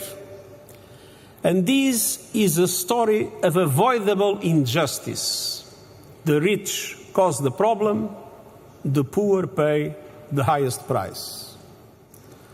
Oxfam finds the richest billionaires emit more carbon in an hour and a half than the average person does in a lifetime. Now, unless emissions plummet and adaptation soars, every economy will face far greater fury. But there is every reason to hope. Excellencies, at COP28, all you agreed to move away from fossil fuels, to accelerate net zero energy systems, setting milestones to get there, to boost climate adaptation, and to align the next round of economy-wide national climate action plans, or NDCs, with 1.5-degree limit. It's time to deliver. Humanity is behind you. A poll by the University of Oxford and the United Nations Development Programme finds that 80% of people around the world want more climate action. Scientists, activists, and young people are demanding change. They must be heard, not silenced. And the economic imperative is clearer and more compelling. With every renewables rollout, every innovation, and every price drop. Last year, and for the first time, the amount invested in grids and renewables overtook the amount spent on fossil fuels. And almost everywhere, solar and wind are the cheapest source of new electricity. So doubling down on fossil fuels is absurd. The clean energy revolution is here. No group, no business, and no government can stop it. But you can and must ensure it is fair and fast enough to limit global temperature rise to 1.5 degrees Celsius. And I urge you to focus on three priorities. First, emergency emissions reductions. To limit global temperature rise to 1.5 degrees Celsius, we must cut global emissions 9% every year. By 2030, they must be down 43% on 2019 levels. Unfortunately, they are still growing at the present moment. Now, at this COP, you must agree to rules for fair, effective carbon markets that support that fight. Yesterday, you made an important first step. You must build on it by agreeing rules for markets that respect the rights of local communities and leave no space for greenwashing or land grabbing. By next COP, you must deliver new economy-wide national climate action plans. And you have agreed that your new plans will align with 1.5 degrees. That means they must cover all emissions and the whole economy. Advance global goals to triple renewables capacity, double energy efficiency, and halt deforestation by 2030. To slash global fossil fuel production and consumption 30% by the same date. And to align national energy transition strategies and sustainable development priorities with climate action to attract the needed investment. All these must be achieved in line with the principle of common but differentiated responsibilities and respective capabilities in the light of different national circumstances. But all countries must do their part, and the G20 must lead. They are the largest emitters with the greatest capacities and responsibilities. They must bring their technological know-how together with developed countries supporting emerging economies. And every nation must have the tools and resources for climate action. And the United Nations is ready to support that effort every step on the way. We are supporting developing countries with new NDCs through the Climate Promise initiative, and striving for justice in the renewables revolution through our panel on critical energy transition minerals. But ultimately, only you can deliver on national ambition and action. Only you can beat the clock on 1.5 degrees. Excellencies, second, you must do more to protect your people from the ravages of the climate crisis. The most vulnerable are being abandoned to climate extremes. The gap between adaptation needs and finance could reach up to $359 billion a year by 2030. And these missing dollars are not abstractions on a balance sheet. They are lives taken, harvests lost, and development denied. Now more than ever, finance promises must be kept, and developed countries must race the clock to double adaptation finance to at least $40 billion a year by 2025. Adaptation investments can transform economies, driving progress across the Sustainable Development Goals. We need countries' new climate action plans to set out adaptation financing needs. And we need every person on Earth to be protected by an alert system by 2027, in line with our early warnings for all initiative.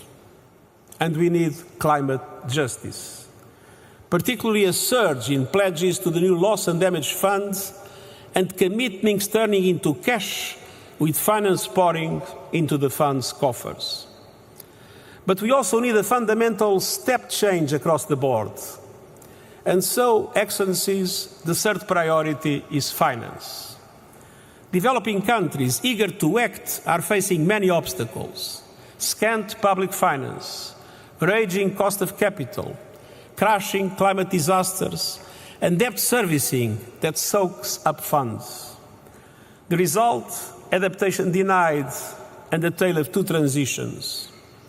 Last year, developing and emerging markets outside China received just 15 cents per every dollar invested in clean energy globally. COP29 must tear down the walls of climate finance. Developing countries must not leave Baku empty-handed. A deal is a must, and I'm confident it will be reached. We need a new finance goal that meets the moment. And 5 elements are critical to success. First, a significant increase in concessional public finance. Second, a clear indication of how public finance will mobilize the trillions of dollars developing countries need.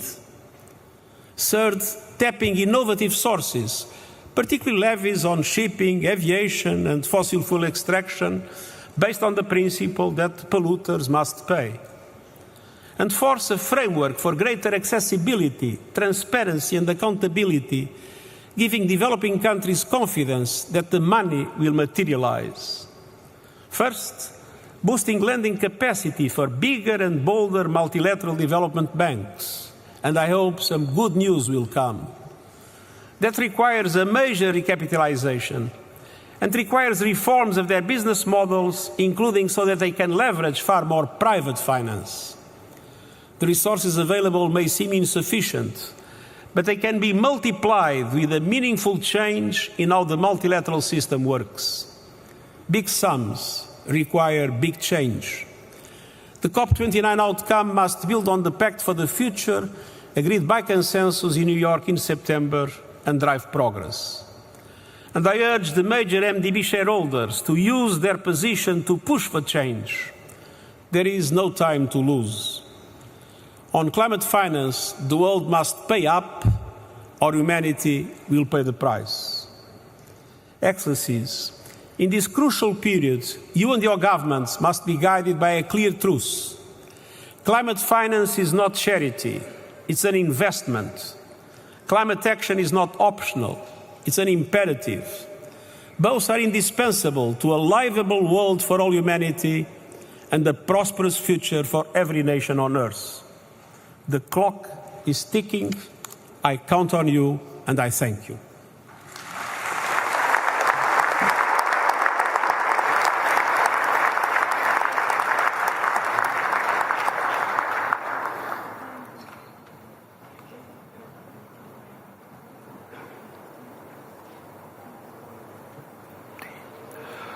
Thank you, Mr. Secretary General. It is a pleasure to invite Ms. Maimouna Mohd Sharif, Mayor of Kuala Lumpur and former Executive Director of the United Nations Human Settlements Program, to the podium to share her remarks.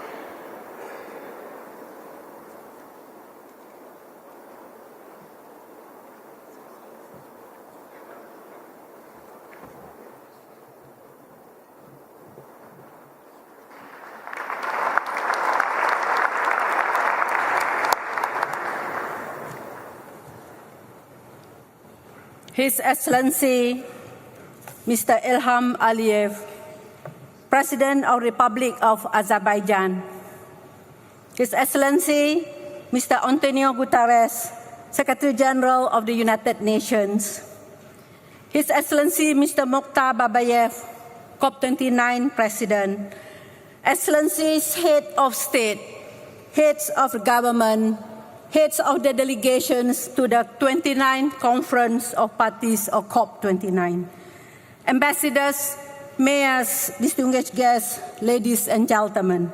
Assalamualaikum warahmatullahi wabarakatuh. Salam Malaysia Madani. And good afternoon to all of you. It is a great honor for me to address all of you from the front lines of the climate crisis, speaking for all the major local governments network, the for mayors and community leaders, and as a woman leaders from the grassroots community, and also as a grandmother myself. I'm very grateful for the opportunity given by COP and given by the President to convey the voices of the common people. Due to the climate change and the extreme weather events, all our life, especially those of us from the vulnerable communities, have now become a daily struggle. Yet I can say that with absolute confidence that the people we serve are looking to all of you to continue to deliver on their hopes for a better future.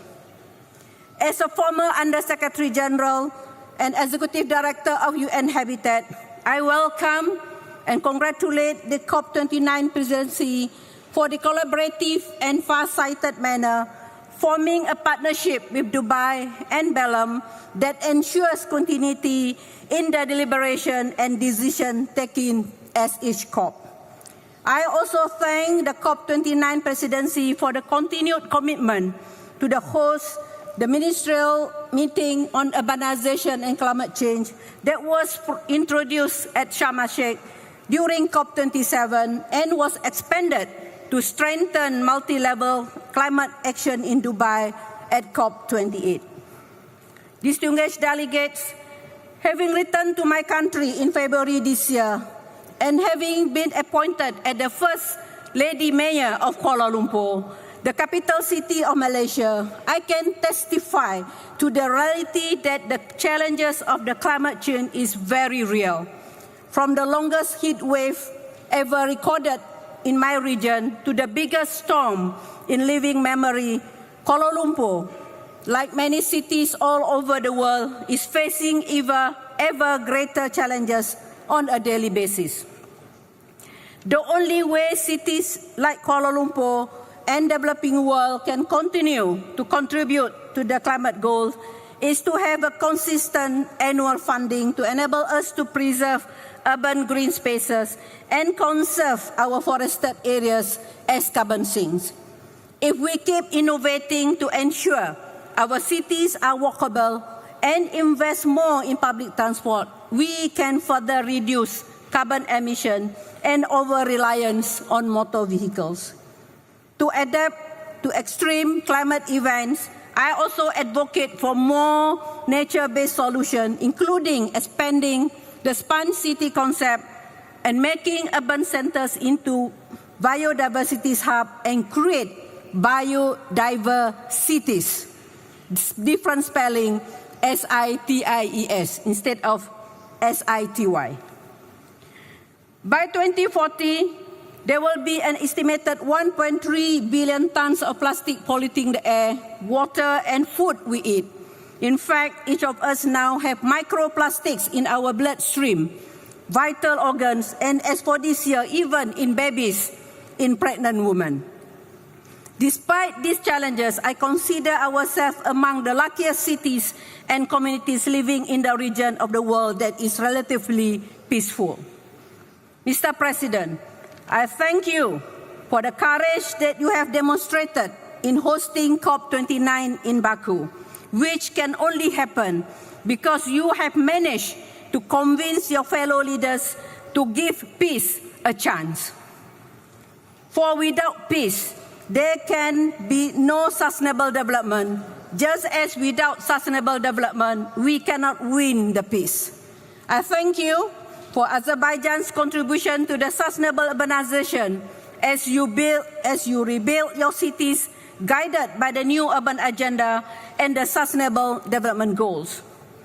As you know, the Azeri poet Nizami Ganjavi, in his wisdom and his poetic expression, said that, quote unquote, in the hour of adversity, be not without hope, for crystal rain falls from the black clouds.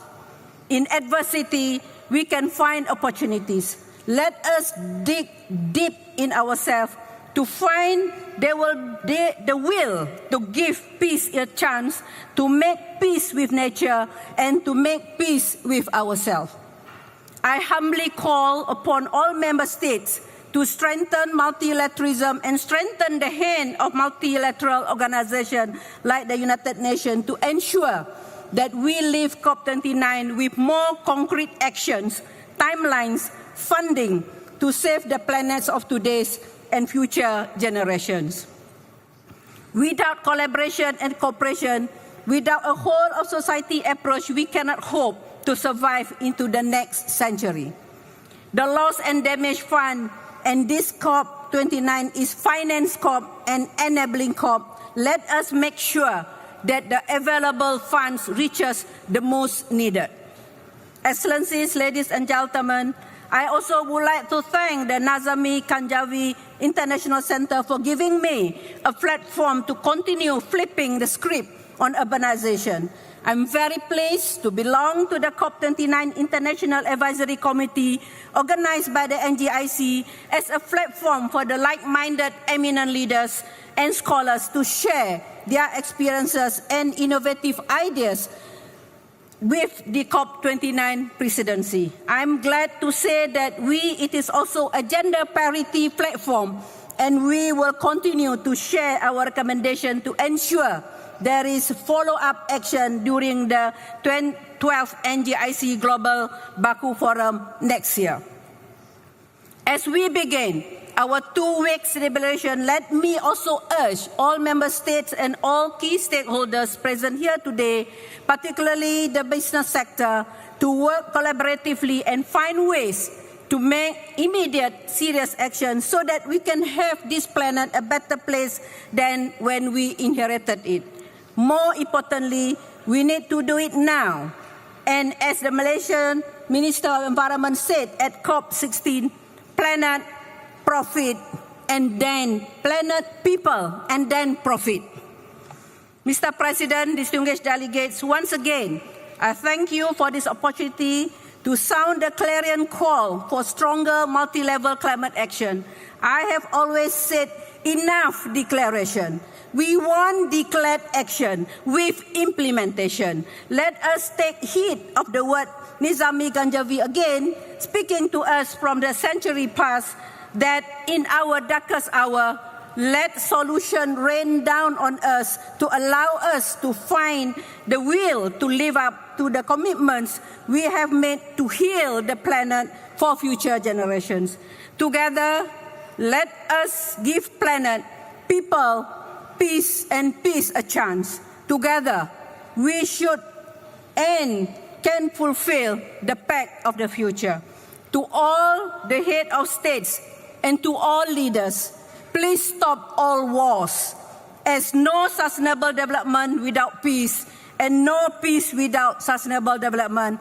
And let us aspire to inspire before we expire. Thank you.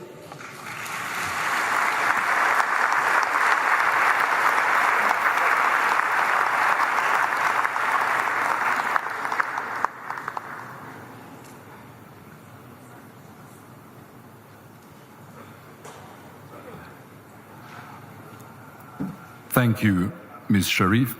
Ladies and gentlemen, NASA astronauts Sonny Williams and Nick Hague from the International Space Station shared a video message of gratitude for the COP29 event with special recognition of Azerbaijan's efforts.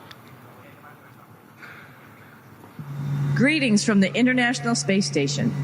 I'm NASA astronaut Sunny Williams, along with my NASA crewmate Nick Hague. When we look down on the Earth from 260 miles above, it's clear how interconnected we all are. We orbit the Earth every 90 minutes and can see how our planet is changing, from increased extreme weather like hurricanes to shrinking glaciers and increased wildfires. Through instruments on the space station and our fleet of Earth-observing satellites, NASA and our partners are observing our planet and the effects of climate change and making our data free to the world. Our missions help gather information about rising seas, greenhouse gases in the atmosphere, global surface temperatures, the warming ocean, deforestation, and plant and animal life in a way that you can only see from space. It is vitally important that the world accelerates its efforts to address the climate crisis in this critical decade. On behalf of our international crew, thank you to Azerbaijan and everyone in COP29 for your efforts to protect the beauty, wonder, and diversity of our home planet.